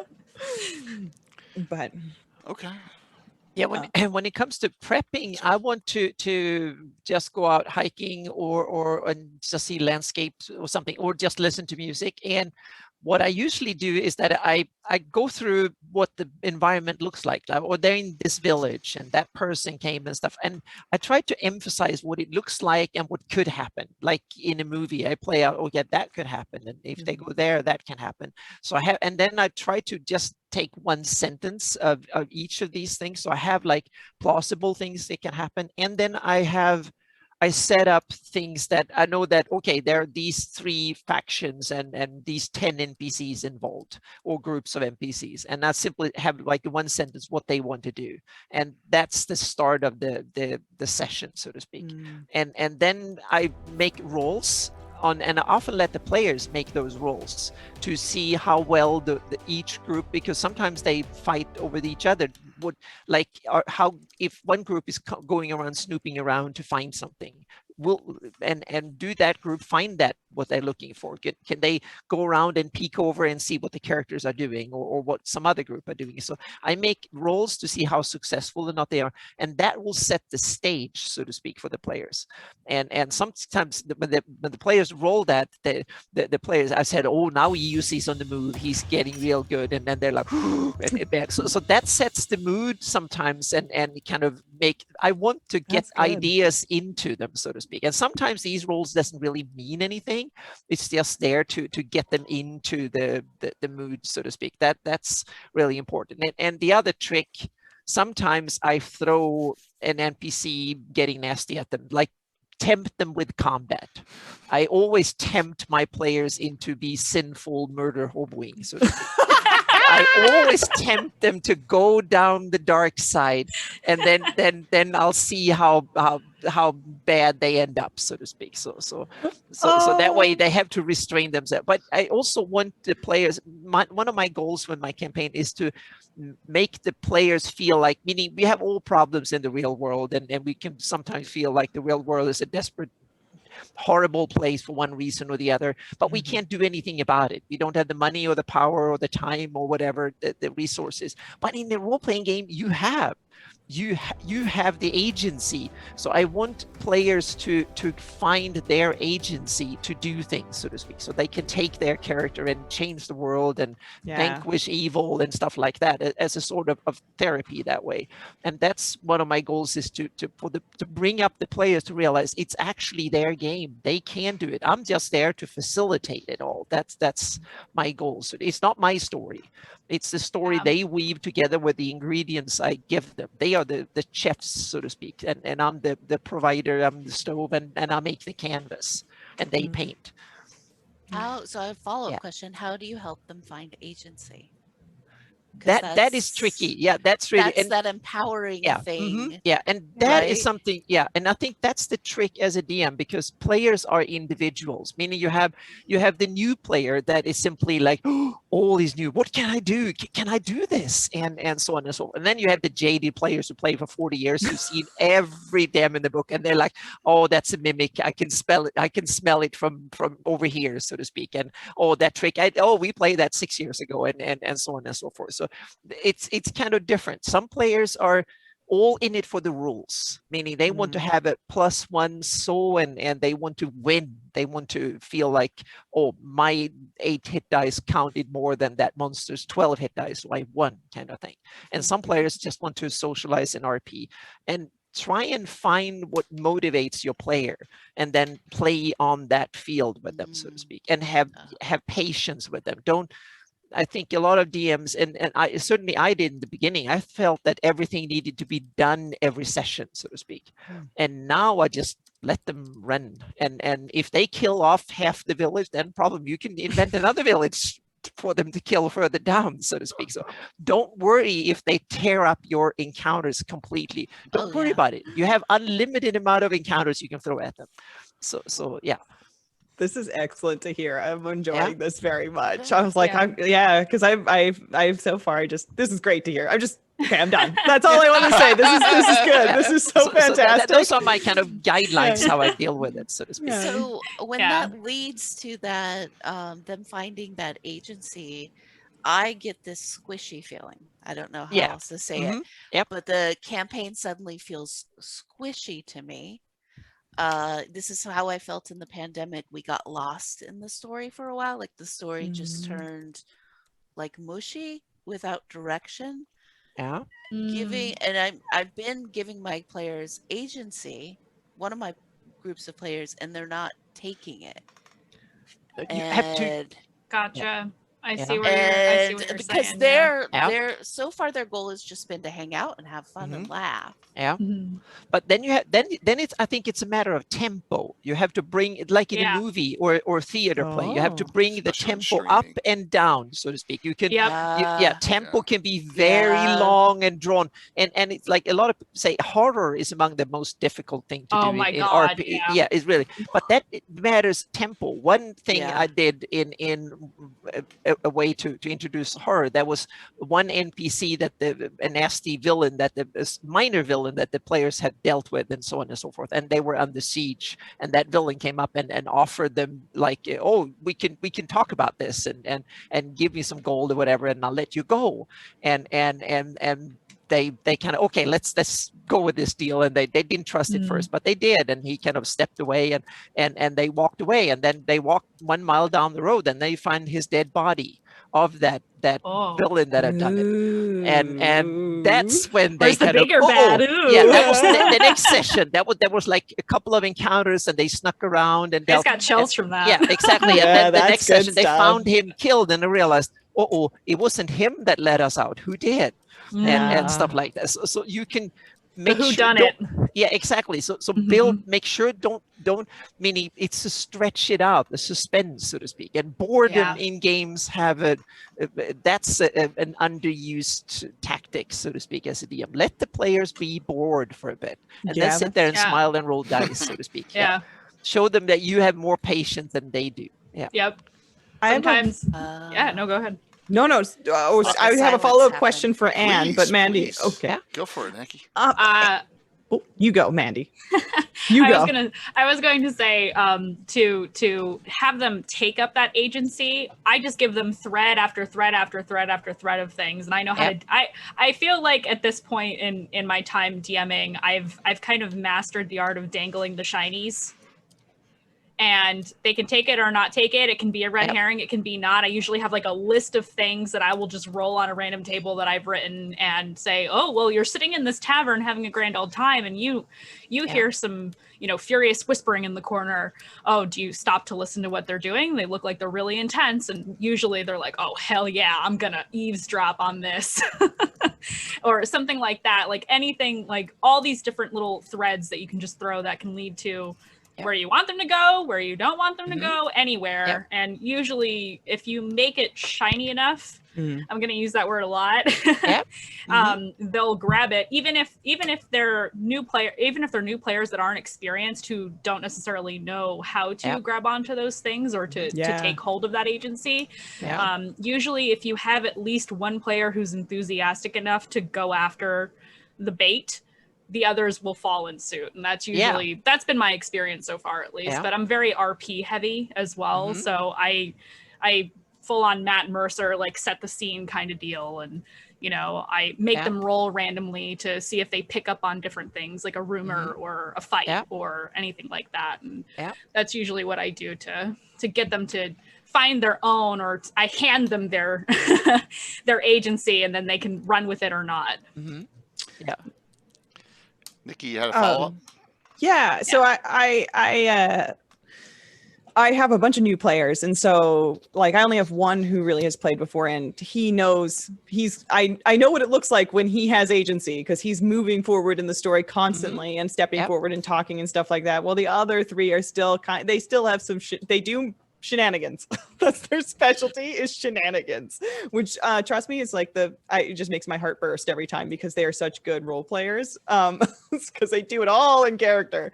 But my question is, how do you know, like, I guess, Anne, like that, how do you identify that one player who's not agency or taking their agency? Are they just sort of sitting in the back? Like, do they never step forward, or are they ever the center of a scene? Or like, how do you feel? How do you get that feeling, The story's not progressing, and they're just sitting back and Oh. watching.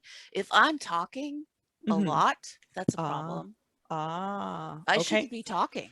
Got it. They should be talking and leading the story.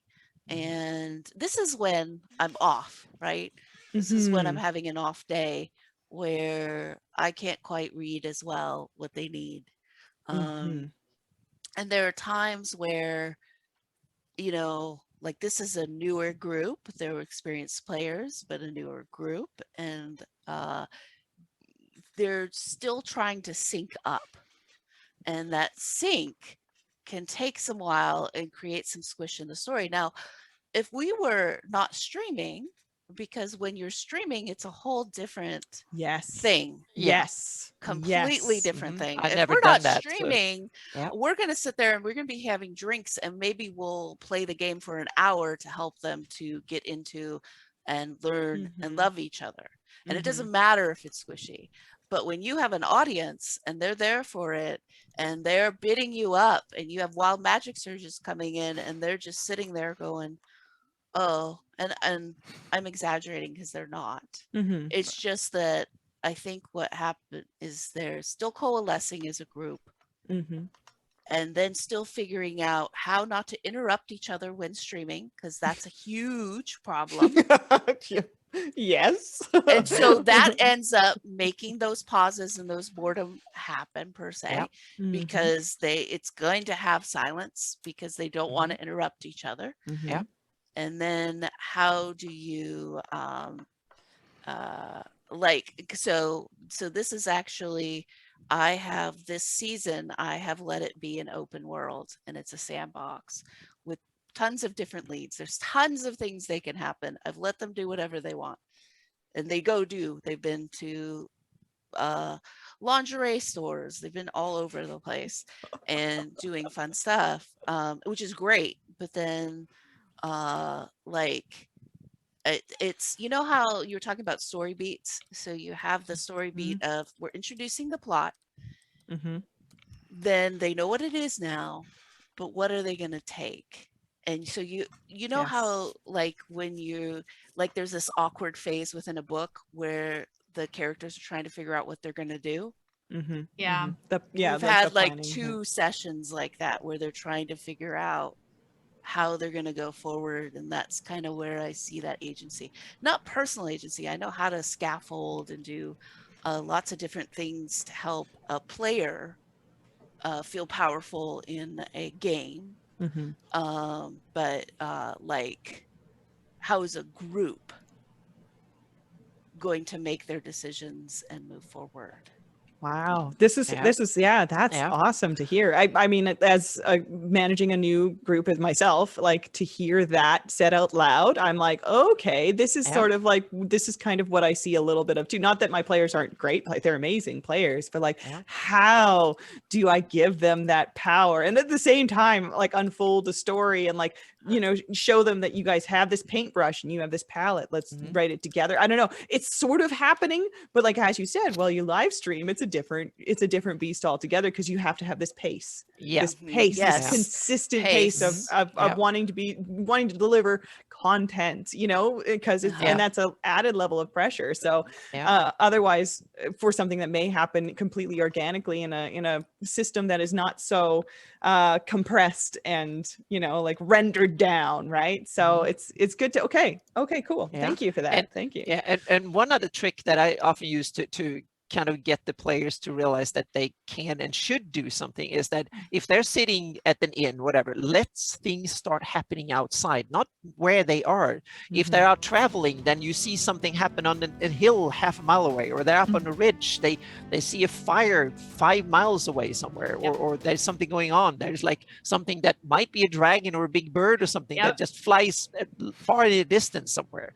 And there's like a storm that, there's like lightning flashes and all sorts of stuff that, or someone is like, you sense like there is some magic being cast far away somewhere for a magic user, and they start noting something, that all the birds coming, they flee from that forest, something, and things like that. And then, but the problem is that they have to have a real reason if the players go and investigate, or they see a robbery being committed down the highway, robbers down the path like a mile ahead or something. Let's see, tries to make the world come alive around them that doesn't affect them right now, and just keep adding these little things and whatnot. And eventually the players, if they just sit there and don't do anything, they get to feel like the world is running away from them, or they will miss something, and so on. So get them enticed that way, and feel like you have the patience. Just go on and get them to ask you questions. And then when you want to speed up the tempo, you start asking them questions. What do you do now? And you hear this, and what's your reaction? Where do you want to be now? And so on. You start like being like a drill instructor, or someone teaching something out, saying that, okay, are you running that way, or are you running that way? So speed up, or you took too long, now the bandits are here. Exactly. Yes. So make them and have a clock and just go around the table and point. What do you do now? And what do you do? And what do you do? And then demand it and move around. Got it. Those are tricks that are good to use. And stand up when you want to increase the tempo. If you play around the table, stand up and point. Physically. That is very important.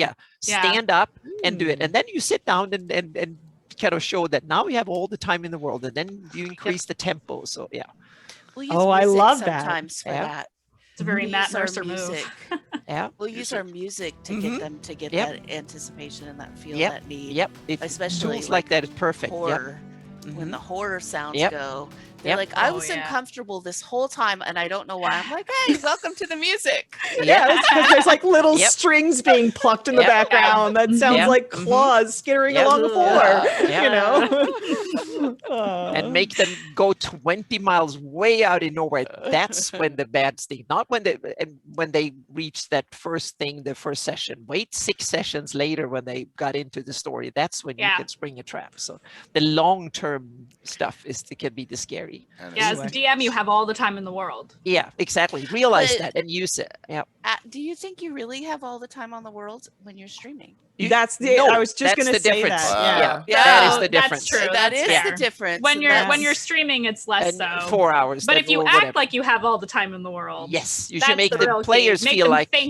That was really what I meant. Was like create the illusion. Create that illusion that I'll sit back. Yeah, fine. You don't want to go. And realize if they don't get anywhere, they don't get XP. They don't level up. They get nothing. Meaning, I played with my character. The characters for my players, they were 0 level for like 10 sessions. They didn't go anywhere. So They were stuck in the same village. They haven't gone 1 mile from where we started. So yeah. Until they grasp that agency and level up. Well, they have started. They've started. So yeah. Yeah. Yep. I Yeah. found, and with the streaming, it's like I found myself the last time we were live streaming, it's like, all right, we have a lot of stuff to cover. Let's do this. And it was like, let's go. Like, let's cover the ground that we need to cover because we only have 2 hours to stream and then we don't see each other for another 3 weeks. We're going to be in this story forever and we'll never have our season. You know what I mean? It's Like, tough. Yeah. you know, Do you think the players get better when they play in streams and online? Would the players paying more attention and Yeah. stuff? 100%. Yes. Well,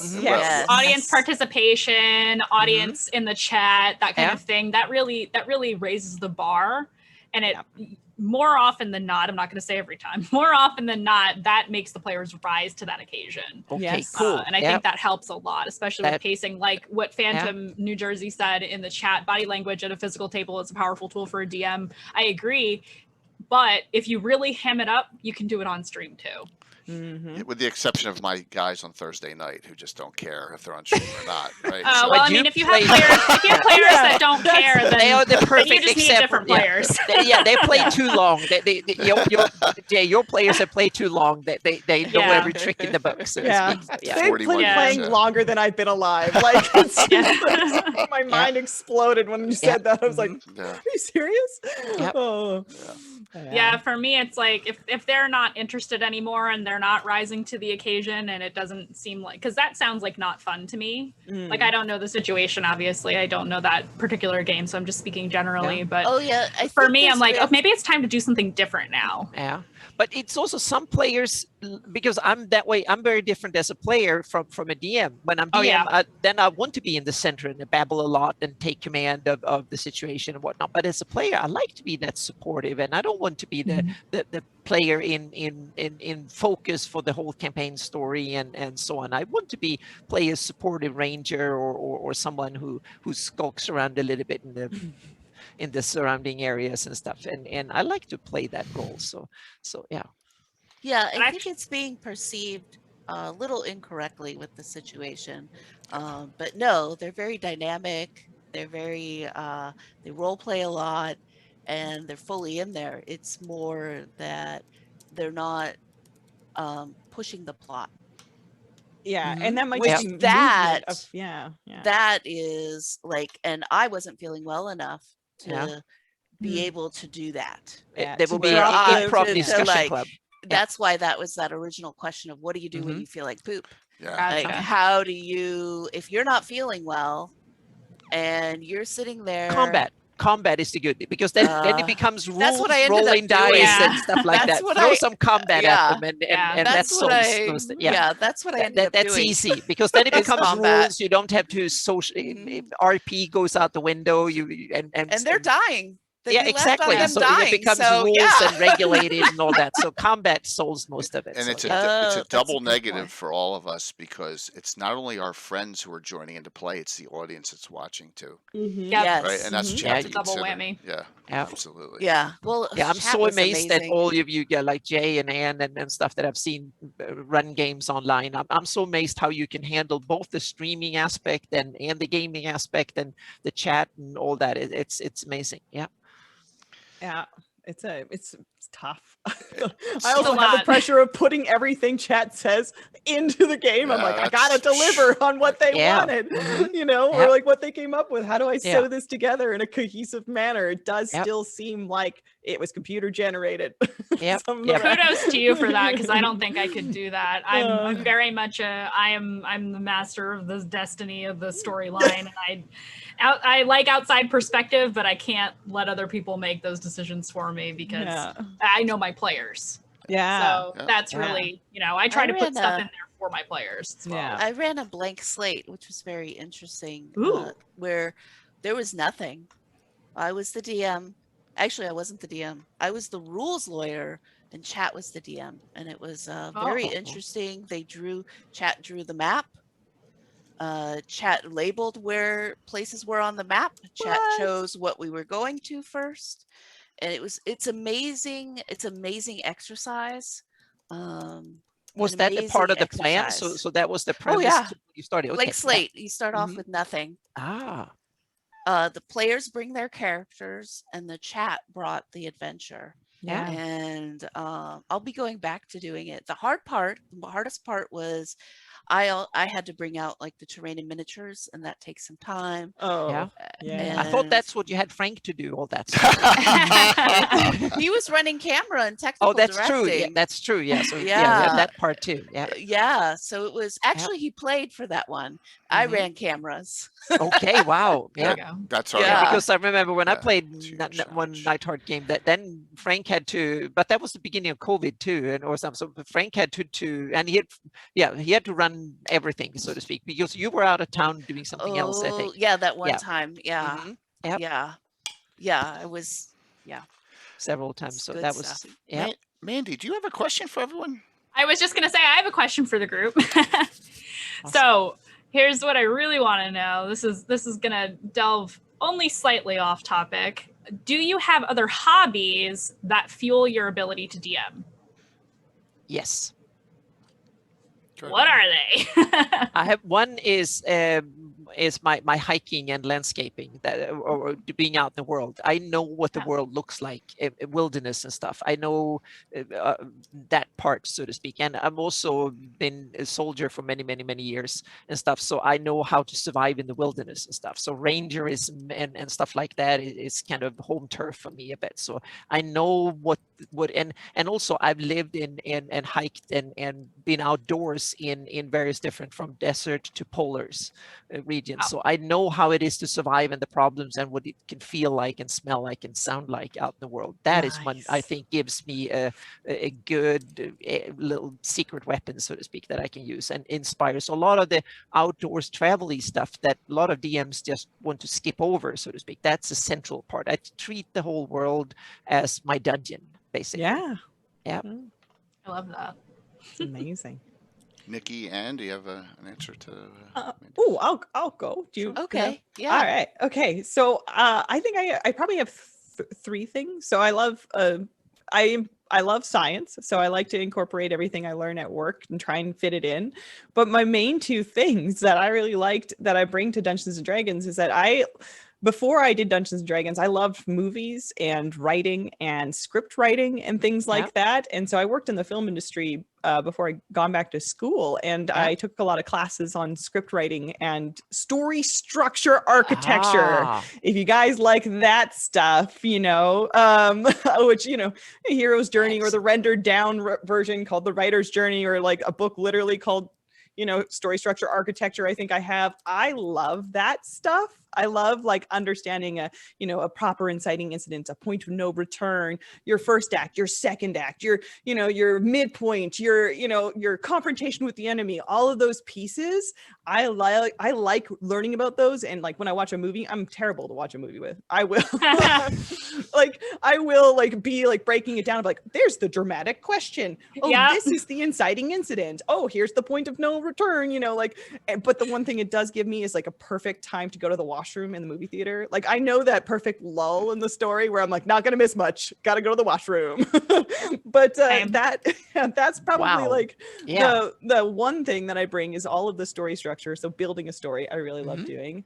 And then two, I really like Anna likes, I love world building, period. I like my friend Jordan, who sometimes used to co-host with me on my campaign building streams. She's a geologist, and we would sit down and talk about, the winds are blowing off the ocean this way and they hit the land this way, so that would cause this hurricane here, and what biome would that create? Oh, here there's a bunch of limestone, so this would be like a lot of caves in this area, and like really breaking down sort of the land and the ecosystem, the resources, and then how that shapes the culture in that area. And that was sort of what my campaign building stream started to be. Was that like perspective, working off a live map and just kind of breaking it down. And I really enjoyed that. I did that with her before I streamed. We would just go have coffee on a Saturday and sit in a coffee shop for 3 hours and break down a Oh, world. sounds wonderful. Yeah. But anyways, that's Yeah. my hobbies there. So I could talk about that for I hours. love that. Yep. I love that. Good Stephen Pressfield reference, by the way. I just wanted to shout that out a little bit. I love Stephen Pressfield. That's awesome. And then Man. Yes. So I was a Zumba instructor for over 10 years. So I know how to hold a room with physical presence. Nice. And when we were in person, which we will be back in a few months, I use that a lot with the body language and stuff like that. And then I'm a psychologist. So there is a lot of Yeah. Yep. so there's a lot of backstory work that goes on with them. I know their backstories. I know who, like, and then I have goddesses that represent different types of struggles that people experience, like depression, more like a psychosis type stuff like that. And so I'll pull the goddesses in. They'll come in form and interact with the players and stuff like that. And there will be puzzles that are based on emotions and coping and things like that. And so, and those I just pull out. Those are things I pull out of my butt. I don't know that they're going to be there until they're That's there. so cool. Yeah. But That's that incredible. kind of goes back to the Yeah. to the world building, because I know that my world's built this way and this is what these people do, this is what's going on underneath. And so then I can pull those things in and just use them. Yep. And many. And then also, like, I have a lot of understanding about race and culture. That was kind of that was what I specialized in graduate school. So I'll pull in stuff like that, like discrimination and oppression and things like that, and how that interacts in the world and the politics and stuff like that. Yeah, I have That's awesome. political science. I studied that a lot, and politics was part of my previous job. So I know how real world political dirty work and when it gets nasty and how that works in the real world. And that's something I use constantly in fantasy. I was thinking, how would power struggles work in a fantasy world where you have magic and dragons and demons and stuff like that?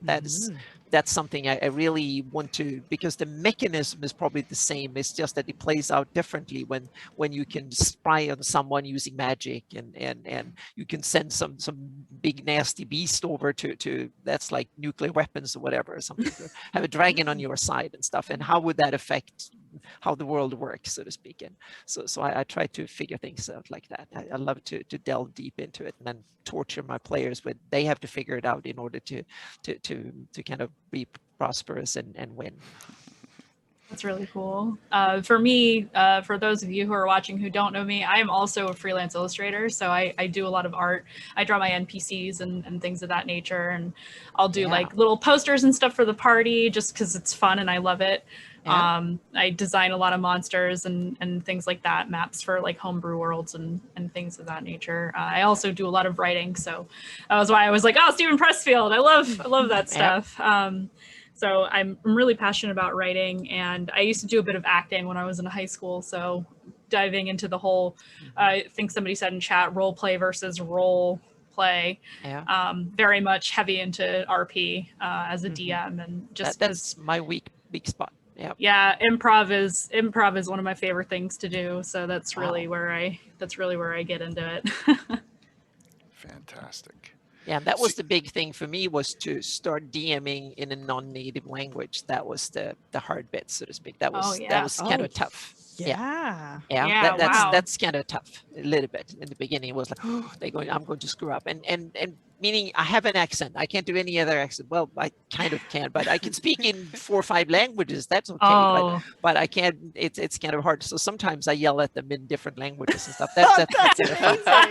Yeah, that's been kind of fun, especially when there's one area up in Greyhawk where they have all these kind of Nordic names and things and stuff. So I used terms, and the NPC came and asked them things in local languages and stuff to screw with them a bit. So real quick, let's talk, Anna, about last night. So her character Nira is a at the bar, and there's 3 adventurers at a table, Mhm. and she just gets up, walks over, and just starts staring at them. And I'm like, Yep. what? Everyone's like, what are you doing? Right? And it was, I wanted to see if we could pick a fight. yeah, I know. I was like, Yeah, I wanted to see if we could pick a fight. Then she can run over and then, oh, come on, Yeah, fight these guys now. Yeah, it was hysterical.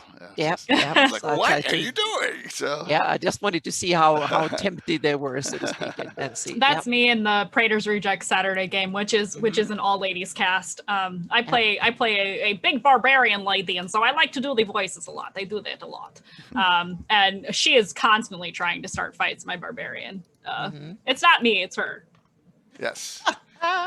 Yeah, and also Nira, the character I played, she is that kind of from the seat of her pants. I have another character, Imri. She's way more analytical and smart, and she's part magic user and stuff. She uses her brains and stuff. But Nira, she has constitution and strength and dexterity, but not much with wisdom and intelligence and stuff. So she likes to go into fights and stuff, and she can fight dirty and shoot people from a distance too.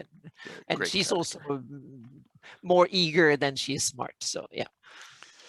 So this is going great, and my guess is we'll run a little beyond our normal time. Is everyone okay with that? We'll try and keep it as tight to the time Is the allowance. time up already? Well, we got about 25 minutes. I'm just saying it ahead of time. I have a See? feeling. See? Yeah. See how quick, Nikki? You go? I told you it would go by fast, right? Yeah. Oh Yeah. my god. Yes. Yeah. We got some Absolutely. Ren fans in chat, which is hilarious to me. Yeah. Thanks, Celtic Boar.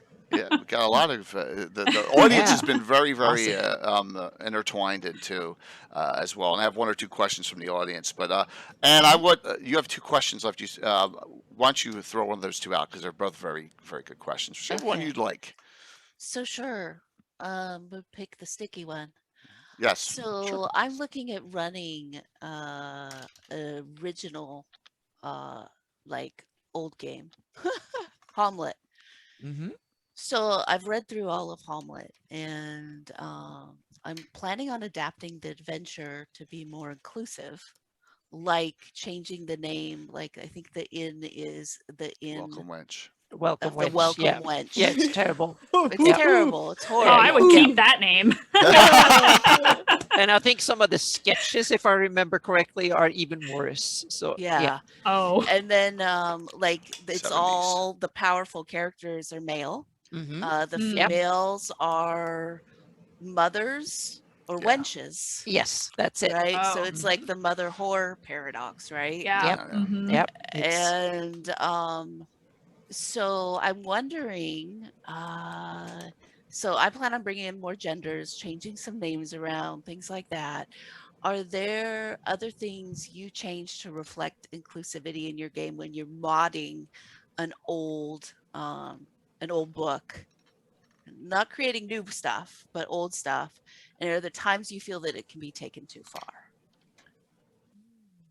Good, Andy. Go for it. You look excited about that. Yeah. Yes. Well, I'm in the process of for those of you who don't know, I'm going to be DMing a game for Virtual Greyhawk Con, and I am kind of working with a conversion of Tomb of the Lizard King, which I'm very excited for. Still researching that, but I imagine that I will be changing or gender bending some characters that are in that, because I agree. I prefer for my stories to be more inclusive, and if it means I have to throw some things out the window, I think there is no line to be crossed. I will change it to suit whatever my players, whatever I know my players are into, and if I don't know my players well, I will suit it to be what I think is as inclusive as I can be, so that regardless of who I'm playing with, there's some kind of representation somewhere, even if it's one character. So I'll pick and choose. Like if it's a really strong main character, like a super famous hero or something in the world, I'll leave that hero be. But for peripherals and NPCs and things of that nature, I have no problem changing it. Like, oh, you meet a beggar on the road. Well, he's just walking around. Well, what if he was in a wheelchair instead? What if he needed a cane to walk or something like that? Yeah. Or what if instead of, just being, dirty, filthy men in the streets, what if there were beggars that were women as well, or non-binary people, or just anything like that? I don't think there's a too far because I think at that point, if somebody says, oh, you took this thing that already existed and you took it too far, well, I see that as elitism. So I want to change it however I feel is appropriate to the story. Very cool. I'm gonna be DMing as well for virtual Greyhawk Con.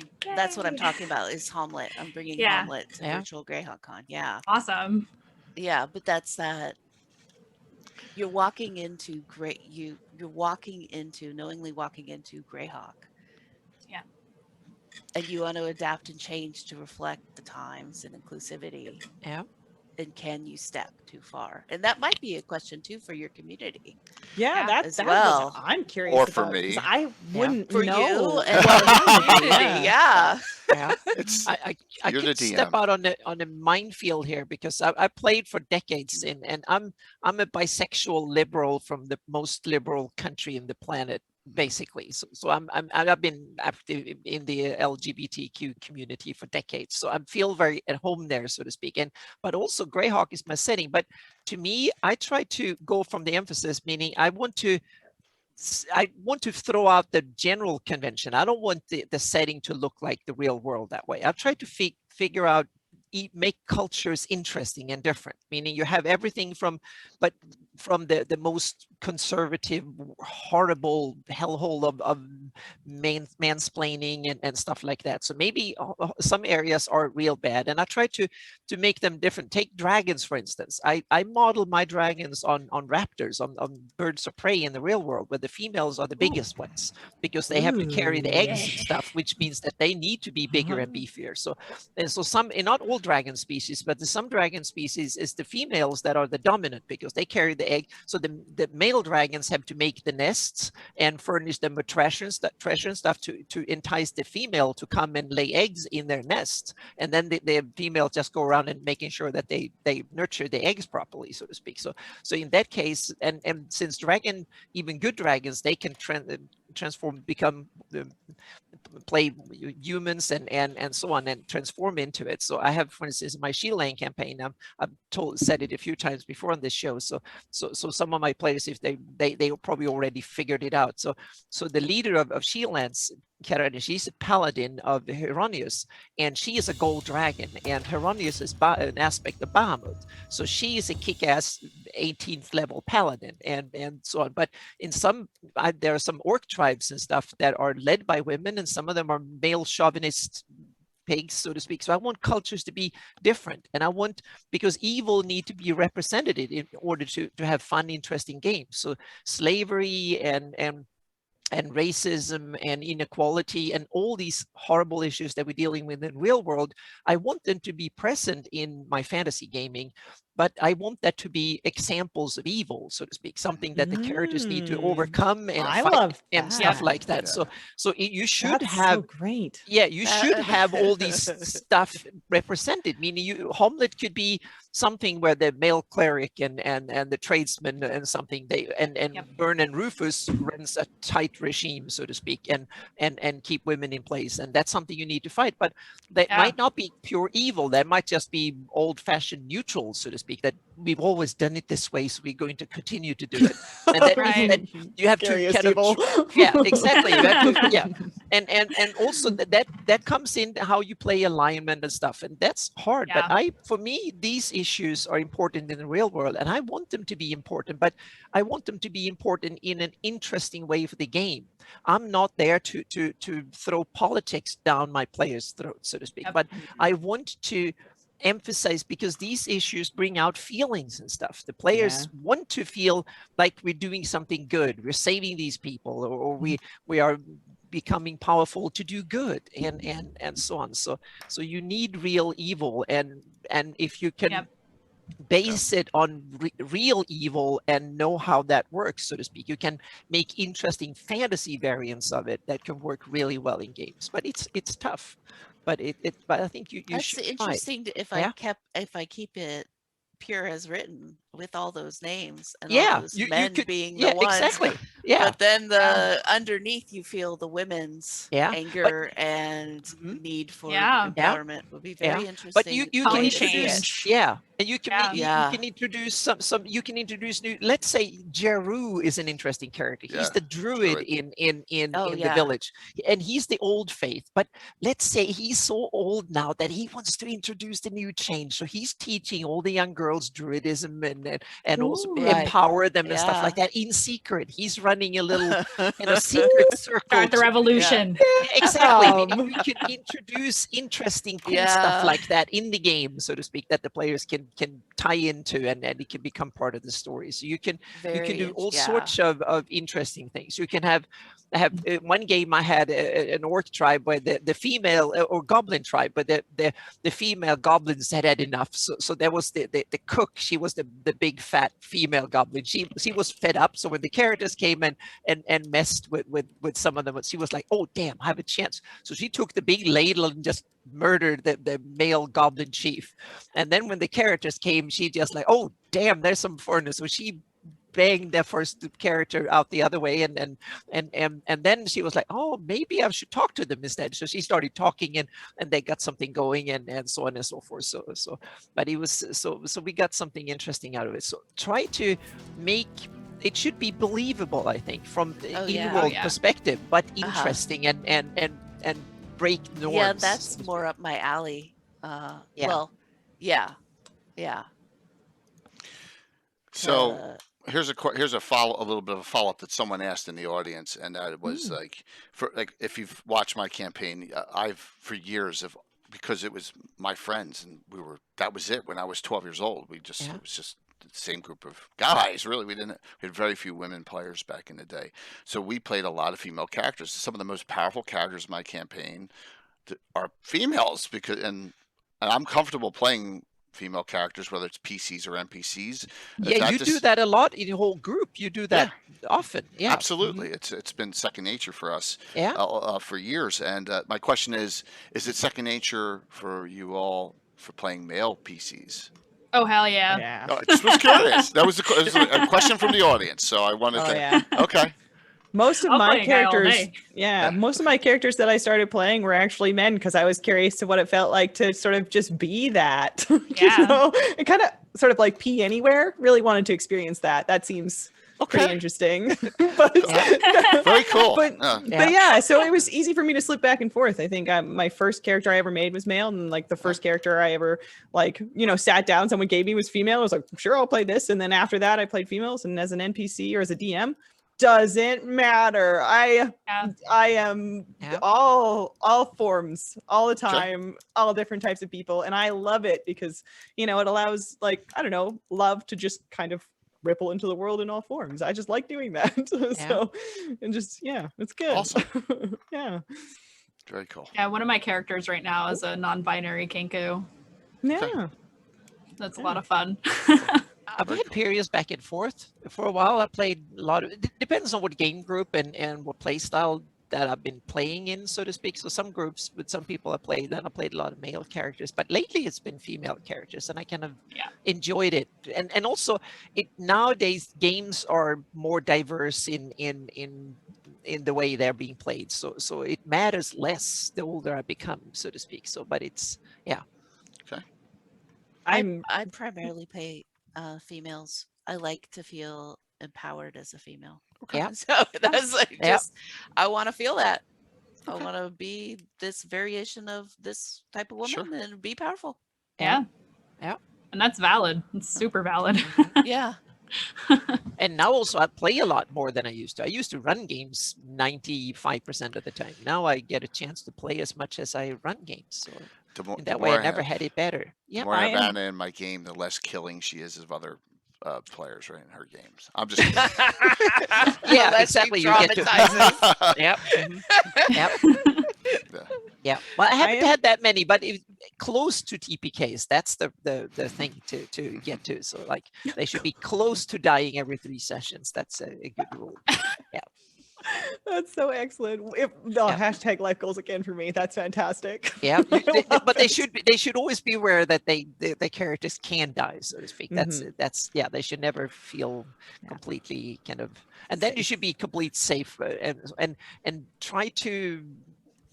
Oh, sorry. Now I'm just, but try to figure out what to make them feel safe, so to speak, and then run with that for a while, and then occasionally break the rule once in 10 or something like that.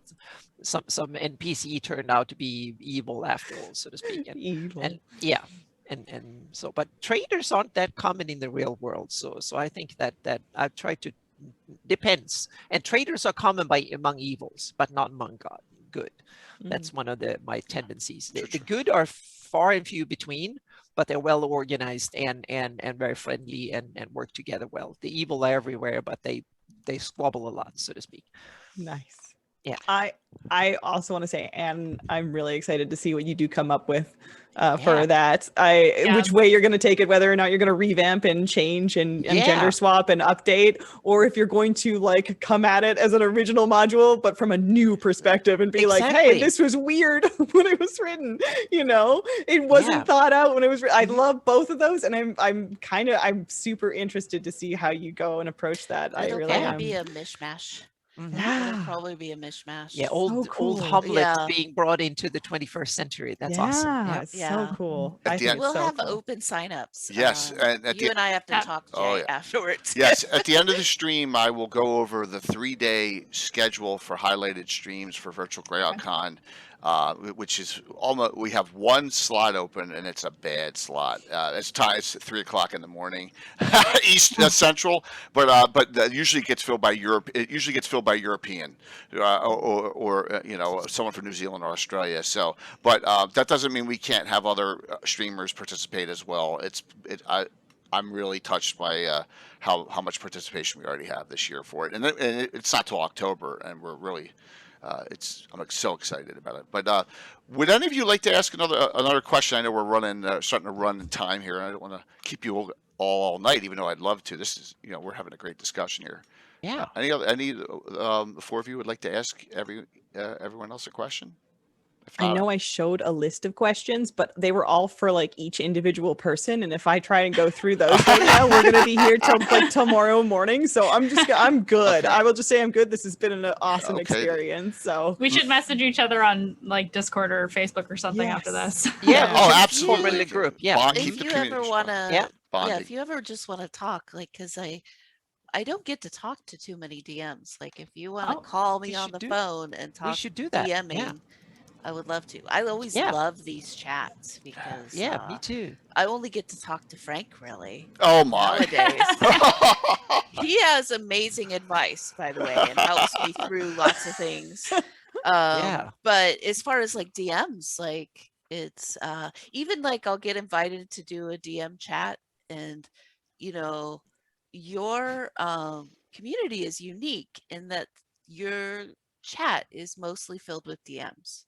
And a lot of chats are mostly filled with players. And so we end up talking about playing a lot of times rather than DMing. Yeah. And so it's interesting. The community has a real richness to it. And I'm just so excited that it's growing and it's continuing to be move in that positive direction. And I think there's room, like I said, there's room to continue to grow it and beyond Greyhawk, right? I mean, a lot of us are just the Greyhawkers, but that, a lot of our original core group, some of them they dabble in Greyhawk, but they do other things. And that's the great thing about the con that we have upcoming. I got one more, and this is kind of a fun. Who would you love to play in a game with, or DM for? Like anybody? Anyone alive? Yes. Anyone you list. Mine's sappy. Mine's really sappy. It's my mom. Okay. She won't play with me. It's my mom. Actually, my family. It's just like, like that would be. I would just love to see her because she's such a boomer and I tried. such a Catholic and such all these things, but also at the same time, she's so hardcore into sci-fi and fantasy. When it comes to TV and movies, she watches them all, but then doesn't give herself permission to Oh. explore that, a fantasy world Okay. of life. That's would be my fan. That Oh. I said it last time too. I will say it every time. That's fine. Mom, until she plays with me Someday. someday. Mandy, you look like you have a good list here. Oh, I was gonna wait till I was gonna be last, but Oh, I'll you want to go last? I'll go if nobody else Mickey, wants to go. Do Mickey, you guys who- need more time to I'll think? go. Or I'll okay, yeah, go. Sure. Oof. I like volunteered and I was like, I don't actually have an answer. Honestly, I wrote a module that includes Jeff Goldblum. So like, if I could have him at my table, I think I would very much appreciate having Jeff Goldblum at my table. That would be totally cool. Yeah. But I think I'm with Anne too. Like, I would like to have my dad and his partner go on an adventure, because I think that they would really have a blast. They're both super creative. I did have my mom try and she killed it. Oh my god, she poisoned another party member's health potion. It was my gosh. brother's. It was the wildest thing ever. She was savage. She That's was some evil shit. good. Yeah, man, she was so good. It was the most incredible thing ever. She was so great. But yeah, I would like to see my dad and his partner play, and like kind of get a group going with him and like their friends, just to see how fun that would be, because I think my dad would really like it. But yeah, so yeah, I think it would be great. Thank you for that inspiration, Anne. Definitely. Yeah. Yes. Mhm. Awesome. Anna, how about you? Yeah, it's kind of it's hard, because a lot of the stuff that I put on my bullet list long ago I've actually done now when it comes to playing. I played with Ed Greenwood, I played with Eric Mona, I played with Jason Bullman, ran a 10 Candles game at PAX Unplugged a couple of years ago at 2:00 in the morning. That was simply just awesome. And we were a bunch of really cool players in that one. So I've done, and I've been in Jay's basement. So it's awesome when I say that. I've been in Jay's basement and done that. So that was high on my list to do too. But I have one that I have two that haven't happened yet that I want to happen before I die. And one is to be part of the D&D in the Castle game. It was supposed to have happened last year, and then it was supposed to happen this year, and then it will hopefully happen next year. That I was invited to run games for a week at DMD in the Castle last year, and then it was canceled due to COVID, and then this year was canceled due to COVID. So hopefully I'm in line for next year, so we'll see if that happens or not. So we'll see. But that's one thing that will be really cool, to be actually invited to run a game for a bunch of people that I think are highly motivated, simply because they have to travel around the world and pay a lot of money to do it in an awesome environment, so to speak. So I've been gearing up. That's my poor Shieldland players. They are the test bed for that campaign area, so to speak, for that campaign that I plan to run at D&D in a Castle. So it's good now that I get a chance to map it properly. So that's one thing that I want to do, that is, I think, will be really cool, just as a CV, as a DM, so to speak. But the other one is that I would love to play in one of Stefan Pokorny's game, in his awesome DM setups or setup, so to speak. That's one of the few game tables that I think can rival Jay's. One of two that I know of that can rival Jay's in how cool they are. And I'm assuming the other one's Nighthearts.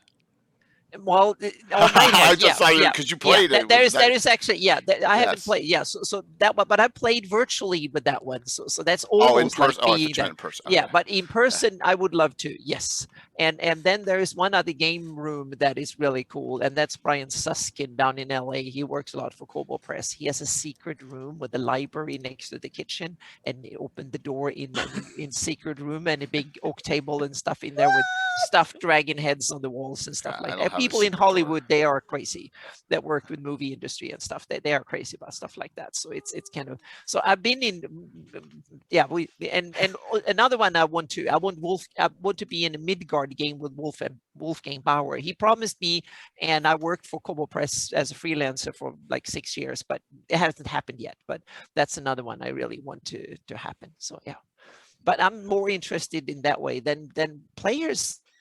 I actually feel like running games for new players is the most fun.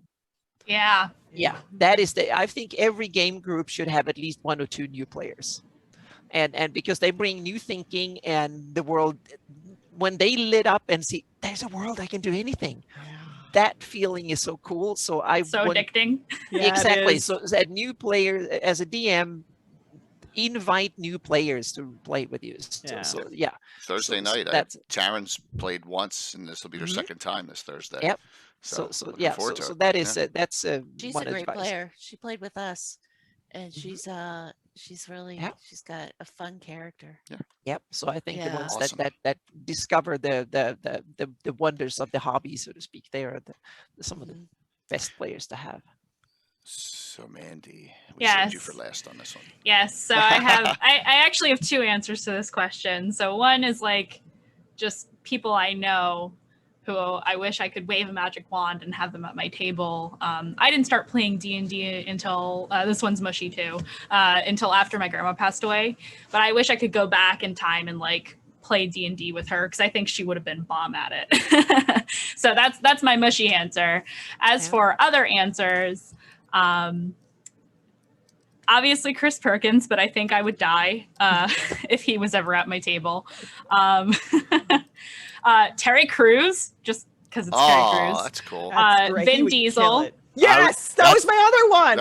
I was actually going to say Vin Diesel too, Mandy. Yeah. So Deborah Ann Wall, who I absolutely love.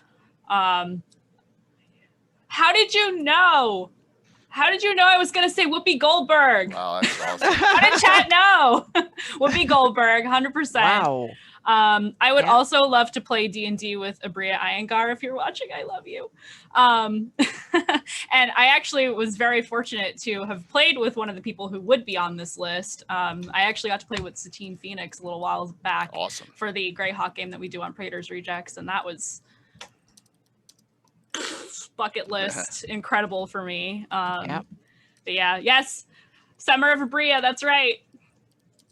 Hashtag Summer of Abria in chat, everybody.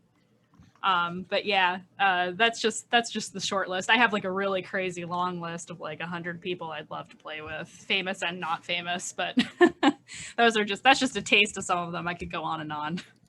Awesome. Marisha Ray, she's a great player. I don't think I said her name already, but yeah. Well, like Anna, I've had Ed Greenwood, Luke Gygax. I've been blessed. So but you know, I'd love to get in that Joe Manganiello game once with him and Vince Vaughn. I'd love to get in that game. So that would be pretty cool just to say I did that. And I've also, you all know I'm not bashful about asking people. So I have a call out. Jason Mewes said he'd come on someday. So when he's back in Jersey. So I'm working on Jay and Silent Bob, to get them in the game. So Nice. yes, That would be amazing. I'm also working on So the one guy, a couple others, but we won't. So I'll always ask if people say no, so be it, right? And that's the thing. And the community's so great that a lot of people want to participate and have fun, and that's the wonders. I must of this say, community. Gary Julian. I want to play in person with Gary Julian. Well, Office Measure, who's on, yes. Yes. I really want to play in person. The author of this book here, I Girl really Gazetteer from there is Gary Julian. I think that will be a really, really cool experience. Yeah, that would be. But we got him to see him as the Black Knight during GaryCon. Yes. At least we got the way the Black he plays Knight, and his humor is so awesome, and his depth of knowledge and the cool stuff he introduced into the setting are so awesome that I've used so many times. So that will be so cool. Yep. So why don't we do a little wrap up, and everyone just a little synopsis of what you'd like to say, or some suggestions, and or some ideas, and then we'll do a round of that, and then we'll do some shout outs and do some giveaways. How's that sound? Because by that time it'll be 10 o'clock, I guarantee it. Because Anna and I could talk a long time. So yep. And what would you like to say in closing? Gosh, I was hoping someone else would go, so I know what we're supposed to say. Well, promote whatever you want, Yeah, yeah, Oh, okay. wrap it up. Yeah. yeah, gotcha. So something I haven't talked about is that I am going to start therapeutic role play games. I'm going Okay. to start DMing Yeah. that. Wow. So I'm licensed in Texas and California. And so I will start to be running those most likely. I think I'm looking in October, starting to run those, except I have an unexpected surgery, so it might get delayed a little. So, but that was my thought originally, the original plan. I've been training with Game to Grow, so that's coming up. It's for people who struggle with depression, anxiety, um, mental health issues, and it's a psychotherapeutic group to help cope with that through DMing, through D&D. Wonderful. So that's coming up, and I'll probably let you know and talk to you, Jay, about that and ask to come talk Yeah, yeah, when that approaches. And then, sure. like Nightheart Gaming, we're involved with ReaperCon. We'll be there in person. We'll be running games. Oh, Maximum Maidens will be there in person playing, and we are going to be helping to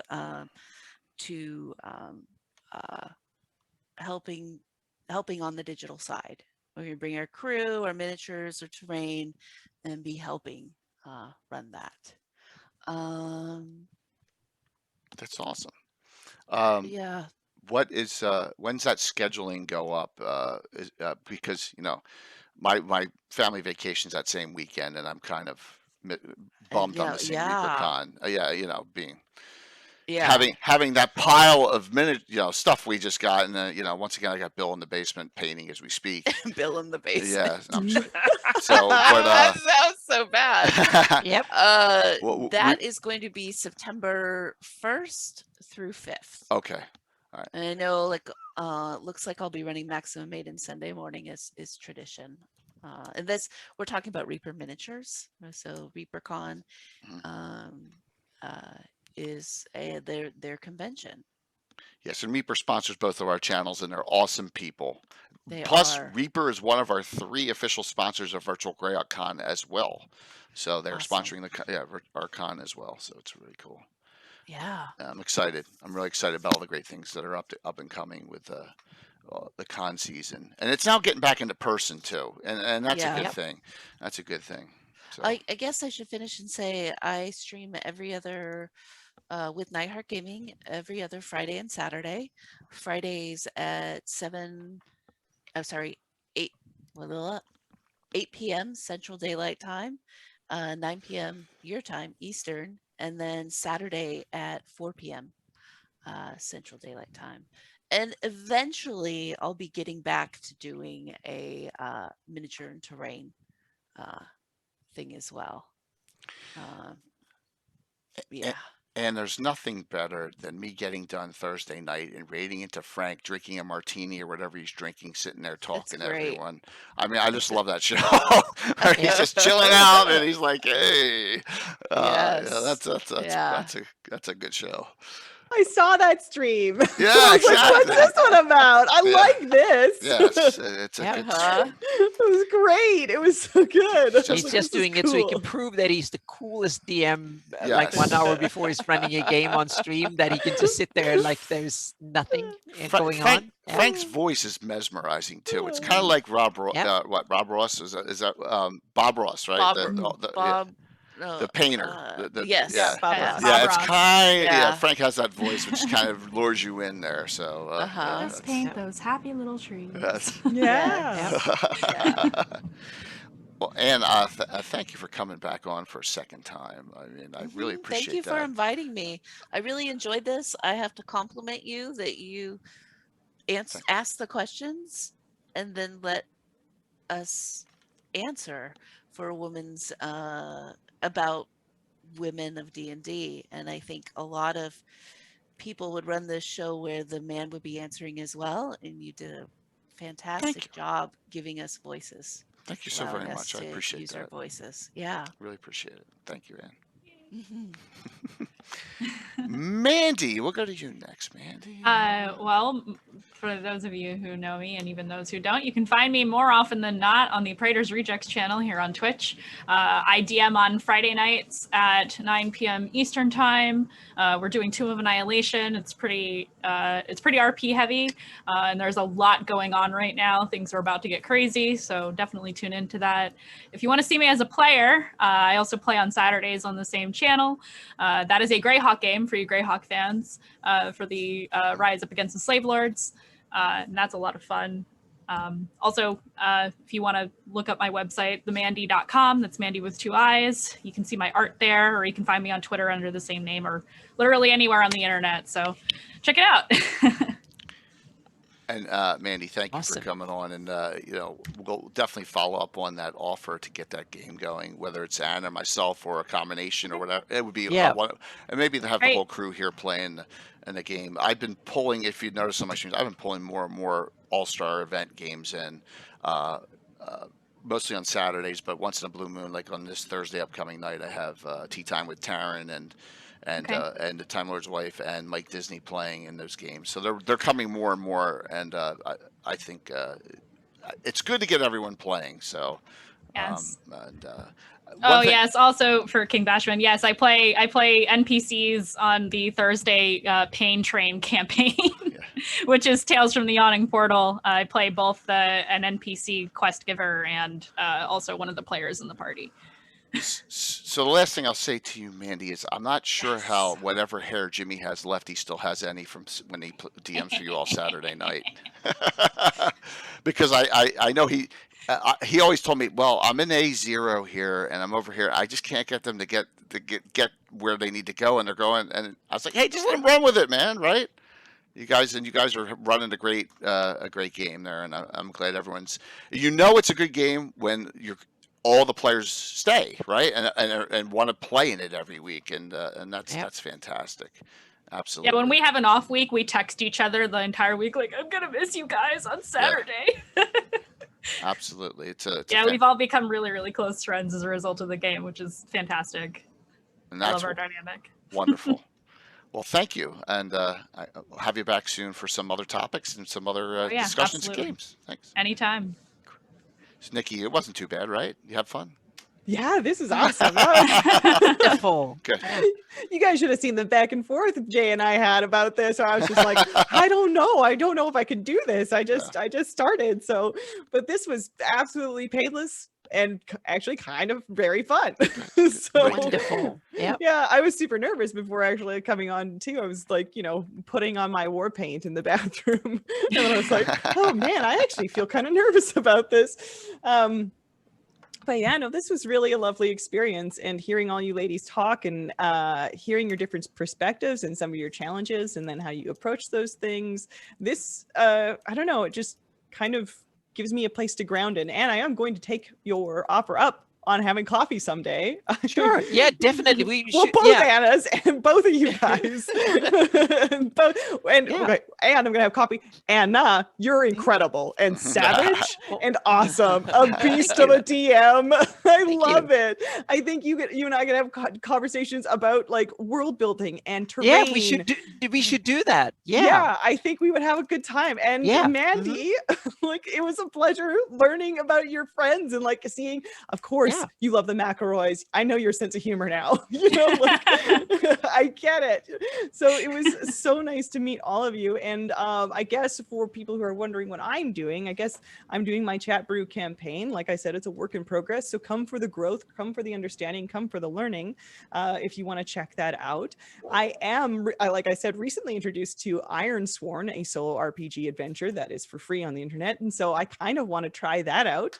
And that will sort of be the same idea where chat, you guys will help me build the adventure and we'll roll the dice together and see where the world takes us, together. And I think that would be a really, really exciting and fun time. So Yeah, this was just a blast. Awesome. Yes, Ironsworn, guys. I didn't know it existed. And I was like, what is this? Well, there went my Saturday afternoon watching a bunch of videos on it. So I was crazy inspired. So I'm hoping to launch something like that here in the future. I think it'll be under tabletop RPGs, not so much Dungeons and Dragons, but I think that'll be a really good time. And I'd like to thank Jay, obviously, for this opportunity. Thank you so much for finding me and then, sharing your community with me and then inviting me to all of this stuff. This has been an absolute pleasure. So thank you. My pleasure. And hopefully maybe you'll get, I'm going to show all the events going on during Greyhawk Con, and maybe, maybe we can get you to do something there too. It doesn't have at 3 a.m. Well, it doesn't have to be high. 30 years old. It doesn't have to be highlighted. You can offer a better slot than that. Yeah. You should come play in my game. So just play too. Just play in a game too. So we'll discuss that in a second. I haven't been a player in so long. I don't even know if I know how to play. I have no idea, honestly. I've been playing in so long, but yeah. Playing is fun, and I don't get to do as much as I'd like to, but I'll play once in a blue moon. Yeah, absolutely. Especially in Tim's game, because Tim's just as dangerous as Anna is, right, Anna? Yeah, we are similar in a lot of ways. I've noticed that. So yeah. That's awesome. Anna, what you got going on?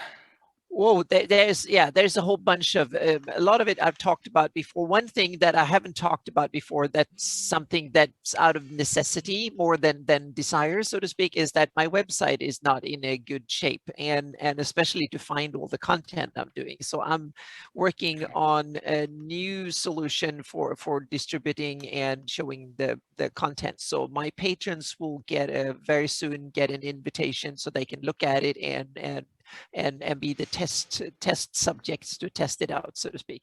And if that works out, then my content will have a much better home. There will be a searchable database. You can find things and they will be tagged properly and easy to find and easy to download, hopefully.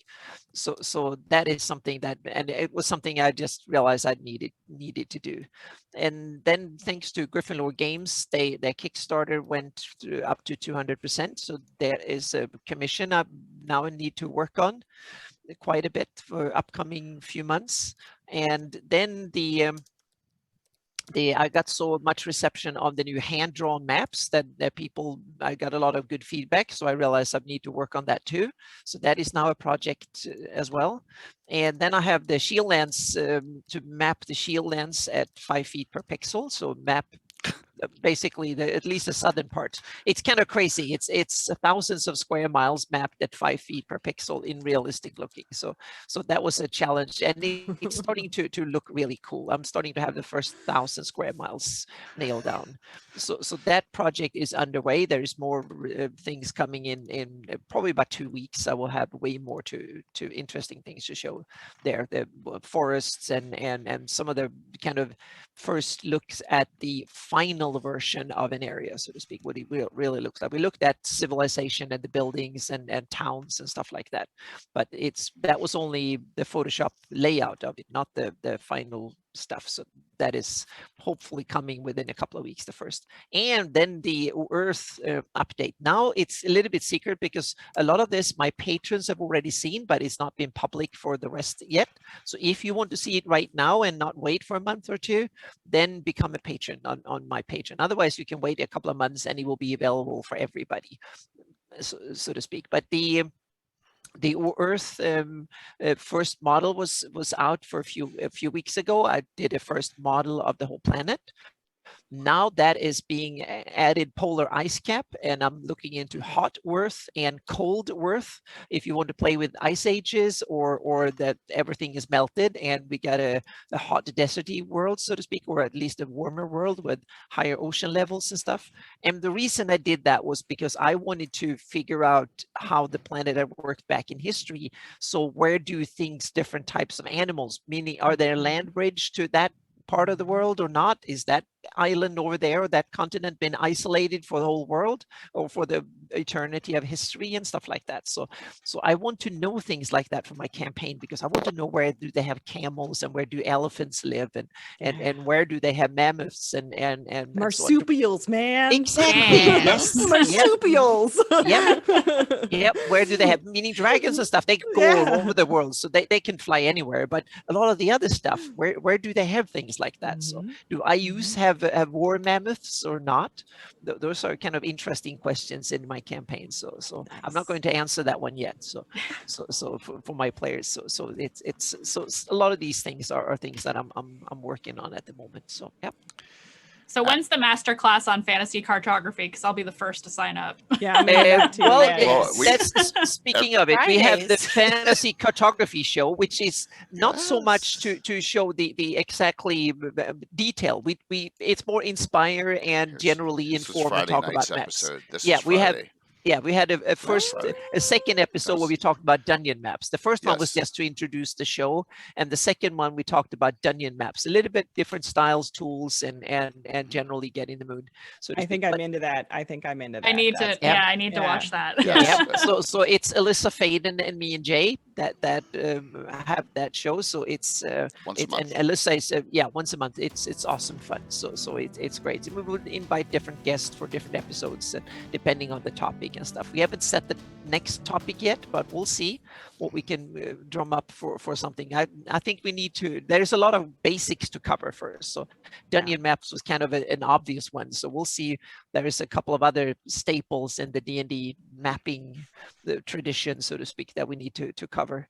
But I'm also see if I can delve in to do some live streaming on YouTube and just done some work sessions when I'm working on things and just hit and doodle. At first I thought no one would be interested in that, but I realized that the people keep asking. So, and the good thing is that actually forces me to sit and work those hours. So I can't be out slacking doing something else.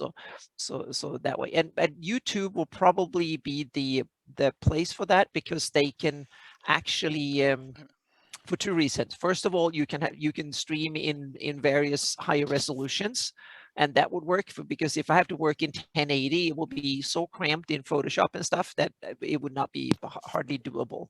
So I need to stream in higher resolution than that. And secondly, because I already have some instruction videos and I plan to do more, and then I guess it's a good thing if they all end up in the same spot, so to speak, so people go to the same place to get all of it. So that's but I'm also thinking about doing it for my patrons. I started follow-up, but the interest wasn't that high to actually run like the sessions and stuff with and for my patrons. So on Discord or something. So just or Zoom or whatever, and just work and discuss things. So that's definitely something I'm open for to do more classes and talk about stuff. So yeah, because when you sit at home and working, you have no one else understands what you're doing at home. So to have people to actually talk about with people that know what you're doing and understand and are interested is fantastic. And that was one of the reasons why the fantasy mapping show came to being. Yeah. There was a need out there, and we just, Yeah. but we couldn't do it weekly. And I want to stay married. Once a month on a Friday night, we and it's a good time slot. There's no conflicting really Greyhawk streams at that time. So yeah, and it's worked out. The first two shows have been really good. They're on. The one's right on Twitch. It was 2 days ago, and they're both on my YouTube as well. So Yep. So Anna, thank you. All guests, thank you so very much. Ann and Mandy and Nikki. Here's what's going on with us. My gosh, this is the 5th straight stream in 5 nights. I finally get a break here, so we go back to our normal, only 3 streams a week schedule for a week at least.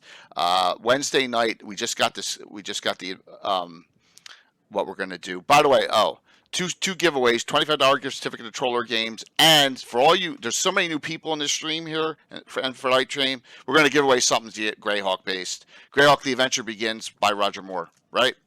There you go. Awesome. Greyhawk 2.5 gives you the whole setting. This is a reprint, but it's nice. I will get that out to you. Those are the two. We'll do 2 drawings for those. So Wednesday night, Jason Zavoda is going to join us, and the topic on Legends of Lore is going to be the Gord novels. So we're going to get into the Gord novels, characters, locations, what's different from canon, from the Gary Gygax novels. I think that would be a great discussion. It came up right before the show, so I don't have a banner for that. Yeah. Have you read them all yet? Me? No. With all the other stuff, I got. But see, that's why I have you, Anna. You've read them multiple times, so. Oh yeah, I read them twice at Yes. least. The first two I've read a couple of more times because they are the good ones, so to speak, the best ones. But the other ones are interesting too.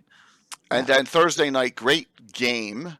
We have Time Lord's wife Kayla playing Tegan Rothschild. Tea Time with Taryn, who's going to be playing her. Oh my gosh, John, what are you doing? John at Blue Box, 10,000 cheers. Wow. You are insane, John. But thank you, man.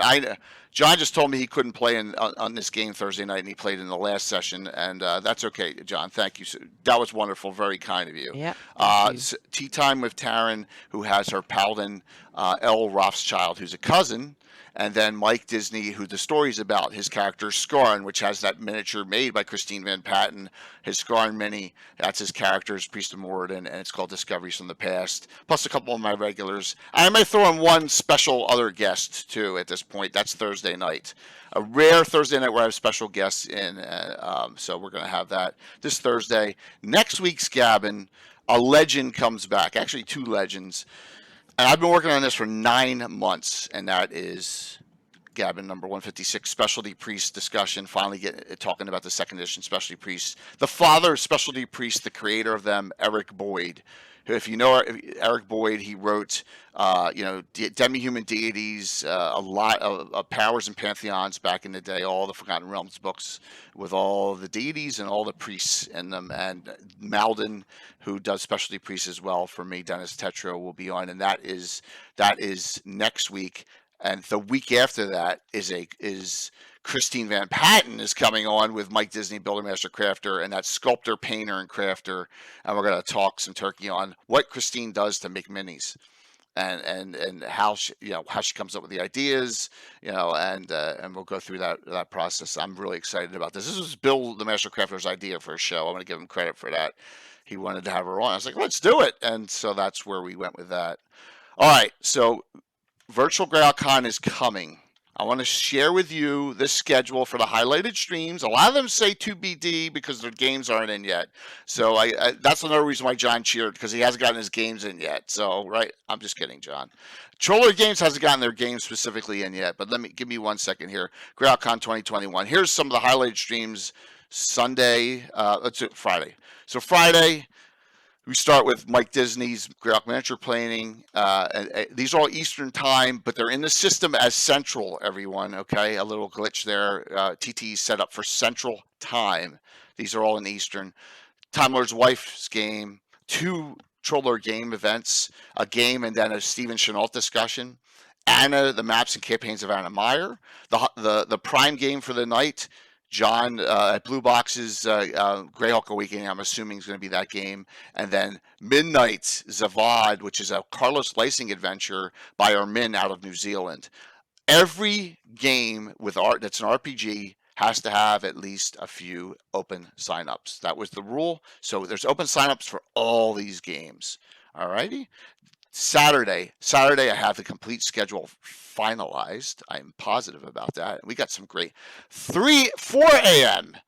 4 a.m. Oranir out of Belgium is doing the Elmshire Murder. It's a little halfling town up near Dive, and he'll start off. So that's like 10 a.m. his time, so it's not a big deal. So if you are an early morning riser and want to get in on that game, there you go. The Ever Mysterious Tim's Barbarian game at 7. Superior Adventure Guild, The Siege of Westkeep at 10. There are some crossover in times, but everyone's on their own channel, so it doesn't matter. And that's a great thing. And everyone will be raiding in. The audience will build. Stella, who could not be here tonight, her Welcome to Hamlet game. So, hey, if we have 2 Hamlet streams, that's awesome. At noon, Mandy's game at 3. Tomb of the Lizard King, right? 3 Eastern. So excited. Oh, yes. And Randy will be raiding into my grand melee competition of Altamira. I'm going to have at least 16 people on during this.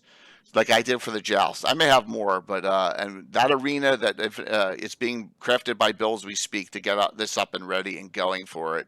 And of course, it's a Herculean undertaking, but he can do it. Zavad Part 2 on from our men out of New Zealand on late night, and then we go to Sunday.